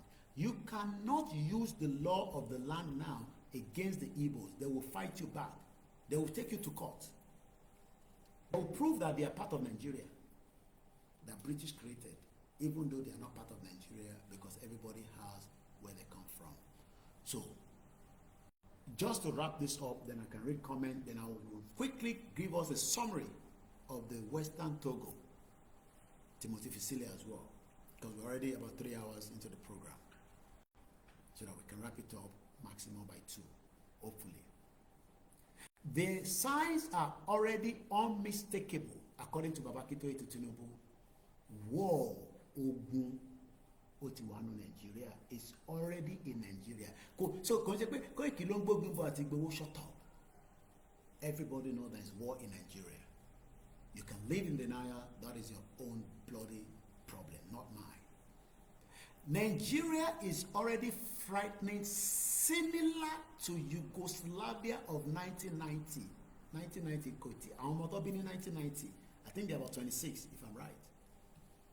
So we're about 26 tó ń sọ fún mi pé kí shut up wo irú tó ń ṣẹlẹ̀ Nàìjíríà ó ti ṣẹlẹ̀ rí ìgbà tó ń tí bàbá ẹ̀ àti ìyá ẹ̀ tó ṣe jigijigi tó bí ẹ ní 1990 wọ́n ń jagun burúkú ní Yugoslavia ọmọ àlè. One bastard tó ń sọ fún wa pé kí shut up níjọ́ bí bàbá ẹ̀ ṣé bàbá ẹ̀ dàgbà tó bàbá ó dàgbà tó bàbá Akíntóyè ẹ̀ púpọ̀ nù yín bàbá yín tó ti pé 90 ó wà nù lé ní sẹ́ńsìpọ̀n fídì ẹ̀ ni bàbá Akíntóyè máa ń dá jẹun ni àní bàbá máa ń dìde báyìí kò nídìí láti ṣe máa fọwọ́ gbé chair dúró so ìwọ ló máa sọ fún mi pé Nàìjíríà máa dá ìjọ ọlọ́bí bàbá ẹ̀ ìjọ ọlọ́bí ẹ̀ ìwọ tó bí ní 1990 ṣé wọ́n o witness àti MKO Abiola tó fi ṣe tó fi ṣe election ṣèbí 1993 you were 3 years old idiot àwọn ọmọ TikTok àwọn ọmọ Indomie shut up Nigeria will be better for Nigeria. You no go better for Nigeria. Stop deceiving yourself. Kò lè better for Nigeria kankan. So better kò súnmọ́ Yorùbá nation, Yorùbá country, ilẹ̀ Odùduwà. Kílẹ̀ yẹn lè gbé ẹ torí Nigeria ò ní gbé anybody. Just to close that, Nigeria is already frighteningly similar to Yugoslavia of 1990. By 1989, Yugoslavia was already close to breaking up. And some of the nations of Yugoslavia had been agitating for self-determination and a sovereign statehood for some years. Just like báwa náà ṣe nísìn. Ó ti pẹ́ lójú wa, but lóòótọ́ kò pẹ́. Báwọn ọmọ Yugoslavia náà ṣe ń fight títí. Nígbà tó lórí burúkú ìjọba wọn ò fẹ́ gbọ́ tó ò fẹ́ gbà. Ó wá di kíni. But the strongest political leaders be Tinubu nísìn. Yes, Tinubu is a strong Yoruba politician. There's no doubt about it. We give him close to that. But in tó lè ràn lọ́wọ́ nísìn ni pé kò ń ṣọ̀rọ̀ 2027. Push Nigeria to the final breakup and let everybody go their separate ways. Wà á dẹ̀ máa gbóríyìn.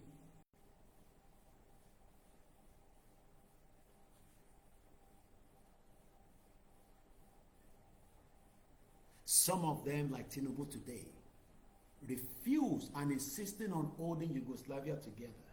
Our politician, our Yayi, Dàpọ̀ Abíọ́dún, Gbénga Daniel. Tábà yàbò wọn. No. Tábà yàbò wọn ṣáwọn lè dúró. Mélòó lára wọn? Mélòó lọ lóṣèlú tó fẹ́ ní ọlọ́pàá mélòó la máa pèsè? Wá kó gbogbo ọlọ́pàá tó wà ní barracks jáde. A ní àbá ní kankan jà, àwọ̀ ọ̀wá jà, ìjà kọ́ la fẹ́ jà. Bọ́ akíṣọ́mọ àlè, àdẹ̀ṣe coward. Bọ̀ múra sílẹ̀ fún ogun. Torí Nàìjíríà, sórí ogun ní Nàìjíríà wà nínú ẹ̀. So àwọn tó máa kó jáde yẹn, àwọn fi wá ja ogun ni. So àwa náà tàbí fi jáde, a gbọ́dọ̀ dira dáadáa. Bọ̀ Kóìkì àní ìbọn, kì í tó wà lọ́wọ́ wọn yẹn, àmọ́ bá ṣe lè gbà lọ́wọ́ wọn. Tó bá dójú ẹ̀. Tó bá dójú ẹ̀, èyí tó wà lọ́wọ́ àwọn yẹn, àmọ́ bá ṣe máa gbà. Torí àwọn ní kankan tàbí fi jà. Bọ̀ sórí ìbílẹ̀ yẹn, tó bá lè ṣiṣẹ́ dáadáa díẹ̀ sí, níwọ̀nba díẹ̀ tó tún kù yìí. Kódà tá a bá ti jáde gan, o lè máa ṣèbílẹ̀ yẹn lọ. Bẹ́ẹ̀ ni ìwọ tó dẹ̀ mọ̀ Báíbù lò máa lò ó. Gbogbo àtẹni tó rọ́ lápá àtẹni tó rọ́ lẹ́sẹ̀ àtẹni tó fọ́ lójú gbogbo ọ̀la máa kóra wá jáde tọ́ba wa bí Tinubu dá kó jẹ́kẹ́jẹ́ ta sílẹ̀ gbogbo generation ẹ̀ títí dé Ọ̀ṣun state tó ti wá yẹn wọ́n ní gbádùn ayé wọn àfi tó bá jẹ́ pé ìkà nílẹ̀ Yorùbá ṣe fún tó bá ṣe pé ilẹ̀ Yorùbá ní Tinubu ti rí gbogbo owó tó ń ná tó ń lò tó fi ń ṣe tó ń ṣe lénìí tó bá tó àsìkò yẹn kó ṣe jàmbá fún wa. Yugoslavia ultimately imploded violently into a war that took hundreds of thousands of lives.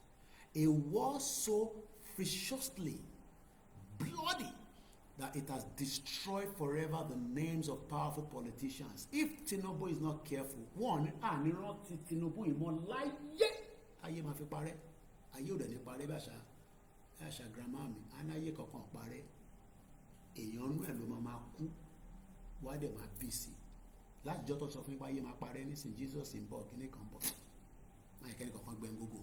Let me leave that for now. Màá tún ṣàlàyé bẹ̀rẹ̀ fún yín dọ̀dà tí bá láǹfààní àtúntún jáde lọ́la táwọn family mi bá gbà mí láyè because I don't know what they plan for me tomorrow or today rather because it's my birthday. But mo fẹ́ gbé wa dé Western Togo. Some of you don't know Western Togo, but go to one of our listeners, bí ẹ̀gbọ́n mi ní America. He sent me this quick link and I'll do a further quick research. Not that I don't know Western Togo, but something came up as they are also part of the UNPO. UNPO, tell me, money. Say UNPO, log me yilo. Yes, that UNPO is still valid. I need to charge this phone. If not, I don't know how many battery it has left. Let's put it back to a booking way. I need to charge this because this is going to go off if I don't charge it.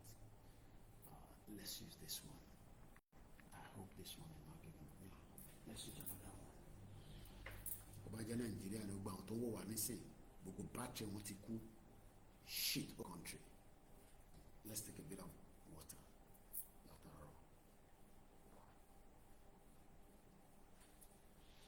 And let me put on my small fan here. Ìgbà tẹ́ air condition fún mi ní Africa ti jẹ́ kó o ṣe mí léṣe. When I got this exact link, I'm seeing it for the first time. This particular headline I'm going to give us now. Western Togo is also registered as Yoruba people have done on the UNPO. So they are using the UNPO to fight their case. This is now like talking from somebody that wants peace. I am now a man that wants peace. Diplomacy, policy, if that is going to be the situation. So let's read a little bit. But before we even go into reading a little bit, we first need to understand this Western Togoland. And the best person that can give us this is one professor that we have used a lot of his video. I call it, I've sent him an email before. I told him to talk about Yoruba people, but maybe he hasn't found the time to do so. His name is Professor James Key Lindsay. And he actually replied me. Send a message, say maybe he will have taken it further to do so. Now, there is something that he has done 4 years ago by giving us a background of this Western Togo. Western Togo is another country that criminal Britain joined with Ghana. I'm just giving you the debrief so that you have an idea. The mess. Let me close some of what I've opened because it seems my browser is overworking. At Sonipa Island, Sonipa United Nations, Ibatoshi. Nigeria became a member of the United Nations in 1960, October 7. Anipelosu, a few minute time, we'll finish it together in just 20-something minutes. It will not be more than 3 hours, 30 minutes. Even though I still want to appreciate every single one of you and those of you that have left already. Now, We want to talk about the Western Togo, and I'm just going to give us just a brief. Our video here, just to back it up, and Mawa Santo Shele between Western Togo and Ghana. Western Togo is a self-proclaimed state. Kilongwe is self-proclaimed. A number of politics have declared independent and sought diplomatic recognition. What we don't want to do is we go straight and declare, but we are still going to need recognition. But what we want to do is that we need our kings. They are not going to do it, which they could have been better for us. Yoruba nation not going back. It makes it very easy. But they are not doing it because they are part of the British stooge. Britain on Bashishe. The few that are not working for Britain probably don't have the voice as Amotoje in Lanlala. That is where we need the millions of Yoruba people to come out and defend the land. It might be anybody because of the time tonight.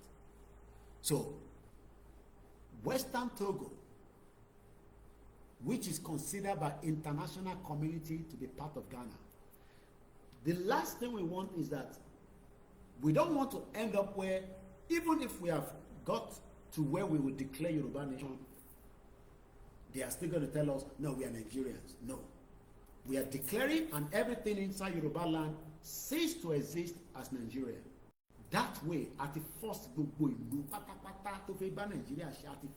tight corner, they will have to negotiate with us. Because they will not be able to use our port, they will not be able to use our land, our sea. We will stop everything. Stop then they will start talking to whoever is our leader. Who is our leader? You can be part of the committee. Join together because that question is always rising up. No. Not those criminal politicians. But what the world is doing is they play the same game. The first thing is, Western Togo join one. Yes. Let's listen to Professor Lindsay that is explaining that to us here. The Western Togoland Restoration Front announced the creation of an independent state of Western Togoland in southeast Ghana. In the weeks that followed, a number of violent incidents occurred across the region, suggesting that a serious secessionist uprising may now be emerging. But what exactly is the Western Togoland issue? And just how seriously should we take these current developments? So, he's going to explain to us what is Western Togo and how did he got to the stage where they are right now. Let's go back. News to Channel, my name is James Curlinty, and here I take an informed look at international relations, secession, independence, and the origins of countries. Around the world, there are many territories that have come together either voluntarily or against their will. Now, there are many countries that have been forced together against their will, like Yoruba people, Biafra, Hausa. So, coming back again here before we go back to that video, the fact is just that what I want us to understand first is that the German Empire established the Togoland Protectorate, just like the British did the same thing with Southern Protectorate and Western Protectorate. There was nothing called Nigeria until it was joined together. They now call it Nigeria in 1914. The same thing with the Togoland. So the Togoland Protectorate, officially Togoland Protectorate, was a protectorate of German Empire, just like the British Empire on our own side. In West Africa, no new. From 1884 to 1914. So as at that time, this criminal, they were running all this land as if it is their annex.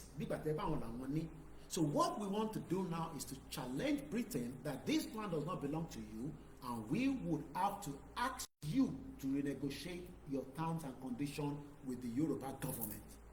But Britain doesn't want to do that. Britain wants to continue to use Nigeria against the will of the indigenous people and forced us to 2075 and said, if we another 50 years, that is what Britain is proposing to Yoruba people and Nigerians, that we will live after 2075 and hand it officially to you. If we wait for that, many of you will not cease to be alive. I will be 97 years old. The chances that I will be alive, I don't know. So you can think about it now, whether we fight it together or you leave it for Britain to come and give it to you in 50 years' time. That is even if we're not for you.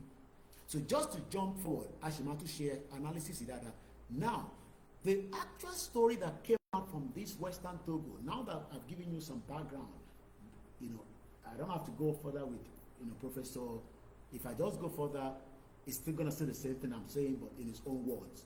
So rather than waste time there, on the 17th of May, which is just this month, about 13 days ago, 2025, the UNPO, then your more value, Tipa Bakito Ebiwalo, Tafinche backing or Yoruba Nation, is celebrate the recent decision made by the Economic Community of West African States, don't put the ECOWAS court, just like ECOWAS favor Igboho as well during his fight with the federal government. I'm sure some of you forgot that, because we told you then that we took Nigeria to ECOWAS court, even though the case with the International Criminal Court is still there, but that takes a long time. But now UNPO one dupe one ba Western Togo celebrate. They are not a country yet, even though they are declaring that they have already become a country, but they have not gained recognition. That Court of Justice, which found that the Republic of Ghana, they don't follow Europeans, just like Tinubu follow France. All these criminal presidents that they call themselves that they are president of Africa, has breached the fundamental human right of the peoples of Western Togo, is now ordering the Ghana government to pay $75,000. I don't think Ghana is going to pay, because Ghana doesn't recognize them as country. Ghana believe that Western Togo is part of them because 1956, if I go further, during the First War in 1914, Britain and France invaded the Protectorate. Ọmọ ìyá kan náà méjèèjì pàṣípàṣọ ní France. Ẹ̀rí France àti Britain ní bá bọ́ olè gidi làwọn méjèèjì, jàgbà níbí jàgbà lọ́hùn ni wọ́n. But something now happened. Togoland became a United Nations Trust Territory. Kí ló ń pè ní Trust Territory? Where the successor of the remaining League of the Nations mandate and came into being when the League of Nations ceased to exist in 1946. That was under the British administration. In 1956, British Togoland status plebiscite. Plebiscite. Most of the lawyers in Nigeria are self-determination. Why are we not having a plebiscite to decide whether we still want to remain one or not? But all these criminal lawyers that are today will tell you, no, Nigeria is still working so that they can continue to fight on behalf of the criminal politicians after election. Like Tinubu will say, go to court. There was a Togoland status plebiscite. 58% of the Western Togolese voted to integrate into what would become the independence of 1957 of Ghana. 158%. They had a plebiscite.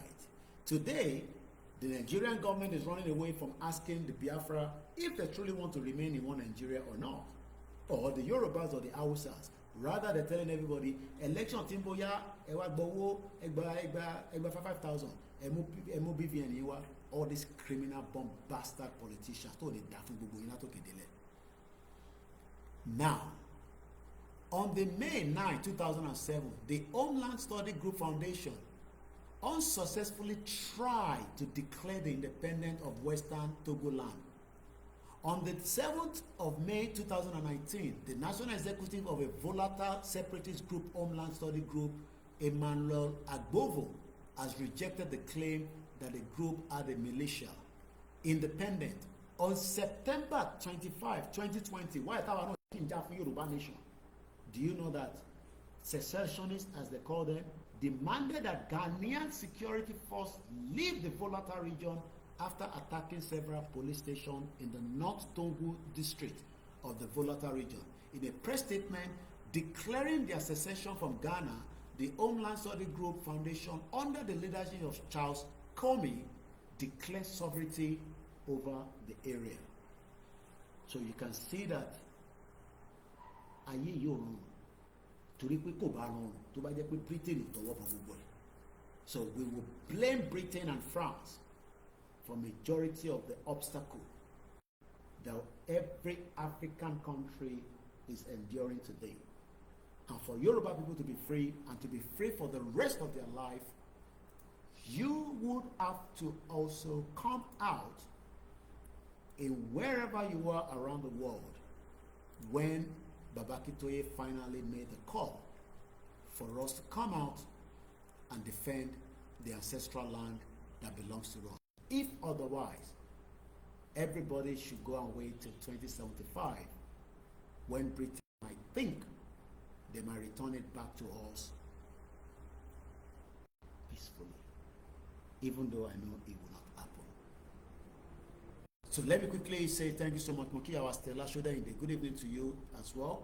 Muki Yawa Taiwo Kikefa Sami. Please, we want proof Akintoye and CSI to call on Yoruba hip-hop star, Fuji star, Christians, Islamic singer to support Yoruba nation to make it stronger and faster. Toba pe won toba down ko. Báwo lè ṣe mọ̀ pé wọ́n ti bá wọn sọ̀rọ̀? Some of them might respond. Ìbá ti rí woman ìyàwó kan alájà tó ṣe ó ṣe wọnú studio ni. I might not have the time to play the music tonight, but we played it the other day and we might play it some other day as well. Yes, if all the Fuji stars, the Christians and Islamic singer all support Yoruba nation, it will go and lead us faster. But they're not going to do so because some of them are scared and some of them are puppet to politicians. Muki our comfort Anuluapo Ishegoniwa, Grandma Muki Mufito, Daruko Ima Ishegoni, sister Muki Dada Alaba, Onka Radio TV, the undefeated, the White Lion. Thank you so much, Muki Babawa, Simon Oyedare DBC. I'm just winding up now, so I'm just greeting our people before we all go to bed. Prince Adebayo Shitumuki, Matthew Otumba Olamilekan Adebowale, Mr. Kola says, happy birthday to you, brother. You are not a destroyer of Nigeria, but the creator of Yoruba nation. Nigeria destroyed itself. Eshegoni, I am not a destroyer. Nigeria destroyed itself because it never gave everybody the opportunity to have a better life. Thank you so much. And I love when people give me advice. Mukiba Bawai Dogumati, happy birthday, Mr. Koiki. Kenzie Abiola Fakonda say, Ekweto, and in the Usmani, Ekweto, Yawa Stella Shoda says, I wish you happy birthday, long life and prosperity, and good health, peace and mind riches. May God bless your new age, which is very, very important. Kalafia depo da because Tabala Lafia no la leshibubele. Muki Yawa Olajire Koka for the super chat. Mr. Victor Adebayo said 90% of the people are super hungry. Nigeria is history. Yoruba nation now. Akenwumi Babalola, Yoruba nation not going back. Prophet Amure Oluwashola. Ekweto sir, Mr. Koiki, Yoruba nation no going back. Mukima Msimilan Konsi. Mr. Waris Jinadoni, European Union is an association that was born in the 90s, and indigenous people self-determination like indigenous Yoruba land is unlike EU, UN and AU. Atiwa before our organization, and we need to push to get back as the lead of the world. One more power in Romalade, and they will do everything to want to take us down. Mukiawa Esther Ewetuga, she called me this morning. Thank you so much, Grandma Eshegoni JP. Waris Jinadu says EU, AU, UN is not an indigenous people, and they don't give you a country. All these people don't give any country. I mean, this organization. Mr. Jacob Gabon, Nikoiki with a super chat. Happy birthday to you. Thank you so much. My mom says, Waris Jinadu, Koiki Media, long life and prosperity on your strive towards Yoruba land nation self-determination. I want us to remain focused. Let us not be determined. Let us not be weak.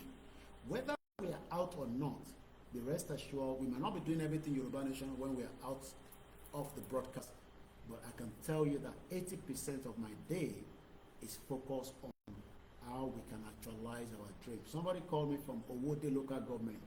These are people that have been part of the movement, but they were having some concern just about tonight. I was speaking to Lauren. So whether we are here or not, people call us, they send messages. 80% of my day from morning to night is actually for Yoruba Nation. So whether you are seeing me live or you are not seeing me live, we are doing a lot of back work when we are not online. And it's not just me, across board with all others as well. Moki, our Esther Wetuga. It is a bloody cheek for Pakistan to come to Nigeria to train Boko Haram. Terrorist country, ni Luyen said.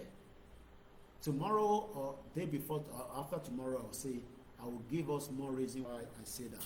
Pakistan, mocking agenda, but we know the agenda is an Islamic country and what on train. Yeah. Islam is a good religion in the southwest, but anything after the southwest, forget it. They are jihadists. At now, influx of terrorism threats or traces in Yoruba land. You can tell from some of the scholars, Bashin Soro, Bashin man brainwash one young, Tamadi terrorist Kale. Many children in UK converted to Islam and become terrorists just by watching videos online. All these UK government cramp on them. Àwọn ọmọ Yorùbá méjì kan wọ́n ṣá sójà ní Woolwich wọ́n sì wà lẹ́wọ̀n báyìí ní Belmarsh. Wọ́n convert sí Islam ni. So Islam, like I said, in the southwest, gbóhùn ẹ̀kọ́ wọ pátá nìkan kó máa lọ kò sẹ́ tó máa rí ẹ. Bó bá wọ ṣòkòtò ní Kwara State lẹ́nu nísìnyí wọ́n á nù ẹlẹ́gbà. Whereas the same àwọn wọn níbẹ̀, not all of them, we saw ọmọ tó kun gẹ́wọ̀n yẹn tó ṣàṣì wẹ́wẹ́. So mo kí bàbá wa Táíwò Ọlá Ìwọlá, happy birthday to you, your new glorious day. Mo pè gbogbo àti fún alówó lè ní ká tó máa lọ. Because ààrẹ tó ní Kóìkì àti send owó sí account ẹ̀, happy birthday mo kàn ká látàárọ̀. Grandma Lee Ajayi is from Ìjàgbóyà, Ìgbójayé, níbi tó ti bọ̀bọ̀ tó gún yẹn. Wọ́n ní akọni ọkùnrin ni, Ọlọ́run ló ní kó jẹ́ àmàlà àtẹwédú dáadáa. Aziz, all the way in Miami, Mokiela, the brother, Noni Media, Google Media, happy birthday to you, my brother. Prophet Amore Olushola, happy birthday to you, my Mr. Koiki. Yawa Esther, Oluremi Ogabi, Iyami Eku, Ìlú, Ẹ̀kọ́ ọ̀rọ̀ ìlú ilẹ̀ Yorùbá, Agbewa, lórúkọ Jésù. Ká má gbàgbé bàbá kí tó yẹ ní 3 days, Monday, Tuesday, Wednesday, we should fast. And I had it again. Emma ní Kóìkì ló sọ o, bàbá ní kí gbogbo akálọ prepare white, bàbá ló sọ o. I had him at the interview with Alhaja Queen Ara and Emola yesterday. Unfortunately, I don't know what happened. I didn't download the video in time, but the YouTube channel of the Yoruba World Media seems to be down. I hope they have a backup of the video so that we can have it, as an extract to use. Wọ́n ní kí gbogbo wa ní white, ẹni tó bá dẹ̀ ní white, ẹni tó bá ní kó wọ̀, tó bá ní flag kò má tà, ẹni tó bá ní kó wọ̀, tó bá ti já ní ká jáde, ìgbà wo la máa jáde, bàbá ti sọ lánàá pé wọ́n máa wá ṣe announcement yẹn, and that's all I can say. Kí ló dé tá a ṣe jáde ní mọ́ǹtì, bàbá ní a máa wá jáde, wá sọ bàtà máa jáde, that's all I can say. We follow our leaders, we follow the instruction. Tó bá dẹ̀ náà lè follow wọn, tó bá dàárọ̀ la kó jáde, Tinubu kúkú ti wà lẹ́kọ̀ọ́. So àmọ́ tó máa ṣe fún yín, but tí gbogbo wa bá jáde kò lè ṣe kankan fún gbogbo wa torí àmọ́ pé bàbá kí tó yìí ti fọwọ́ síta á kọ̀ máa dún hún lábẹ́lẹ̀ níbi ẹlẹ́dẹ̀ tó bá wọn kó gbọ́ kó má wọn kó má gbọ́. Mo kí ẹ lẹ́ẹ̀kan sí àzí, mo kí bàbá Waris, mo kí ta ló tún wà ń bẹ̀ before I go. Ìyá mi Ajé Olókun, mo kí ẹ ṣe gan-an ẹ̀kọ́ àìsùn gbogbo wa. Happy birthday once again from ìyá wa Ajé Olókun. Mo mọ̀ pé ìmọ̀ àwọ̀ ránṣẹ́ sí mi náà. Account number me is there again in case you want it. Let me post it out for those of you that are asking. Let's go on the Facebook and also appreciate those of you that are there on the Twitter. Adarijo Moshe Lori Twitter space. Somebody is asking for a request. I'm sorry, it's too late. Queen Beauty, I'm very sorry. I gotta go to bed now. We pray for Simon Ekpa. We should not be concerned about the game that Nigeria is playing with Finland. They will give him 6 years for terrorism. Let Musa travel to defend Nigeria at the court. They will finish them. They cannot. I told you they are not going to bring Simon Ekpa back. But Nigerians are gullible idiots. They go with the Nigerian media. Simon Ekpa, go come Nigeria, we can't go prison, we go deal with it. Àwọn Igbo náà ń bàjá o. Bomb bastard, tẹ bá ra àwọn Igbo tó ṣe ń bu, ọ fẹ́ràn bó ṣe wà yẹn o. So, but Ọlọ́run á bá wa yọ níbi tó wà, just like Ọlọ́run á yọ brother wa náà. So, who else is there before I go? Let's quickly, Mr. Mutiu, thank you so much. I think I've come across everybody. Usman Wahab, thank you very much. Baba Kunle Shita, video. We had a lot of people that have watched it. Some of them have just watched it. They just want to know what next. Kilo Mashele. Continue to tell lies. Well, Britain told you too much lies, so you will not even know when we are telling you the truth. Because you have lived under lies for the 110 years of our lives. Iraq. And what is the lie? Nigeria. If only we know what we know now, many years ago, things would have shut down prior before now. But never too late, they say. Moki Peter Ladele, Moki Mr. Ola Omoba, Moki Bobo groups, Patapata, Ilanomo Doa, Fellow Doom, Ishokomo Doa, London Group. And we're using this opportunity before I go. There's going to be a burial of one of our uncle. The wife is in London. They are strong member of the Yoruba Nation campaign movement. Whoever is in London or whoever can travel down, it would be great if we can honor the family. Moki Mr. Adewale Abdulwasiu, thank you so much. I want to give all the details of the burial. The father, the uncle, the grandfather that died is Mr. Samuel Ajibola Bamidele Adesonya. Let us give him 1 minute of our time for his soul to continue to rest in peace, and those who have died as well. 1 minute from now.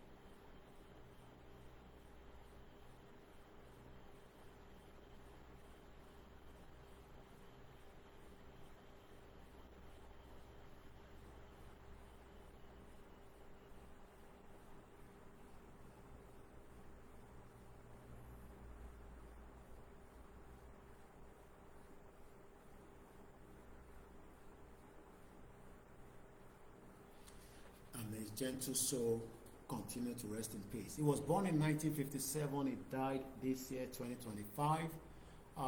The service of song would take place at St. Barnabas Church in Omartin High Street. I'm sure many of us know Omartin is very close to Omartin Hospital. E96 Delta Lima. The flyer is already out there. It's going to happen at 7 p.m. sharp. Dress code is white. If you are privileged to attend, the wife attends almost all our rallies. She has been part of the movement with the husband. Some family fight each other, especially after Duke Onitiri came. Family split as well. But this family remained loyal to Babakitoya and Igboho. So let's continue to pray for the family. The burial will now take place. The funeral is on the 12th of June, which is still about 2 weeks from now, Thursday, where there will be songs of praise at St. Barnabas Church, Neomartin. I'm sure if you find the postcode, you can find out how you will find yourself there if you're traveling by public transport or if you're driving. Mubdewa. I am not going to be around, hopefully not. But if you are going to be around, please do try as much as possible to attend. The funeral itself takes place 2 days after, which is going to be at St. Mary's Church, High Street, Meeting Hall, Bury, St. Edmund, which is IP287EE. That means that they're taking the burial to Ipswich. I believe that is the postcode, if I'm right. If you can travel with them, fine. If you cannot, then try to attend to London here, because the IP28, I believe that is Ipswich, if I know London very well. She IE, look where the I number, yeah, IP, yeah, IP28, IP28, Ipswich here. IP28, UK.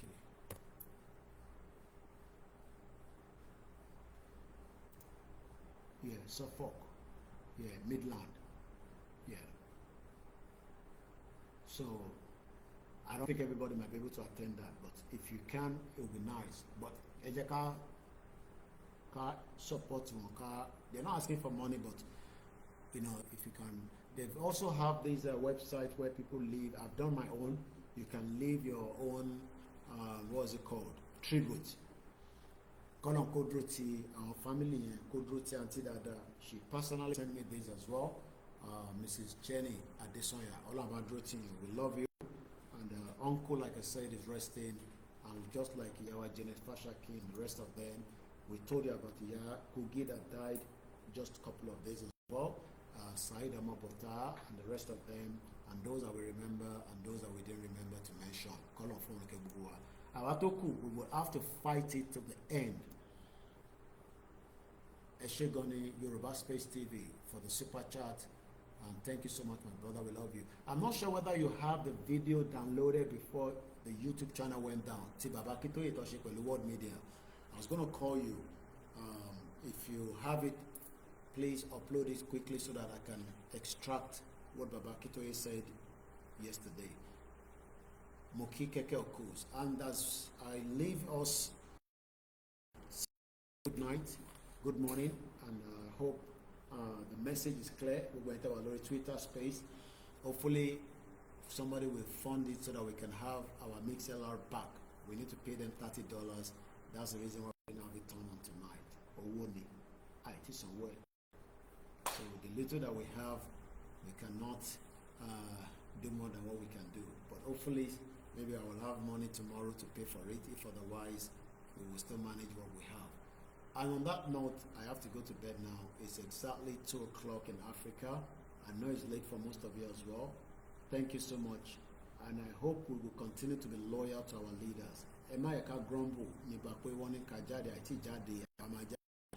Babakitoye will give us the announcement. Igbo will give us the announcement. And we will eventually have our outing. Our serious outing. I call it Nigeria. Or go to Nigeria, like people say. And like somebody said to me, Koiki, stop saying you are destroying Nigeria. Nigeria destroy itself, and there is no remedy. And on that note, a very sweet dream. This is Koiki Media, bringing the world closer to your doorstep. If I didn't mention your name, please don't take it personal. Below for real, I cite you, my brother. And those of you that still wants to help, please get in touch with all your groups across the world, especially Ilano and the YSDM that are set up that can at least, take funding that would also go straight to the movement. And on that note,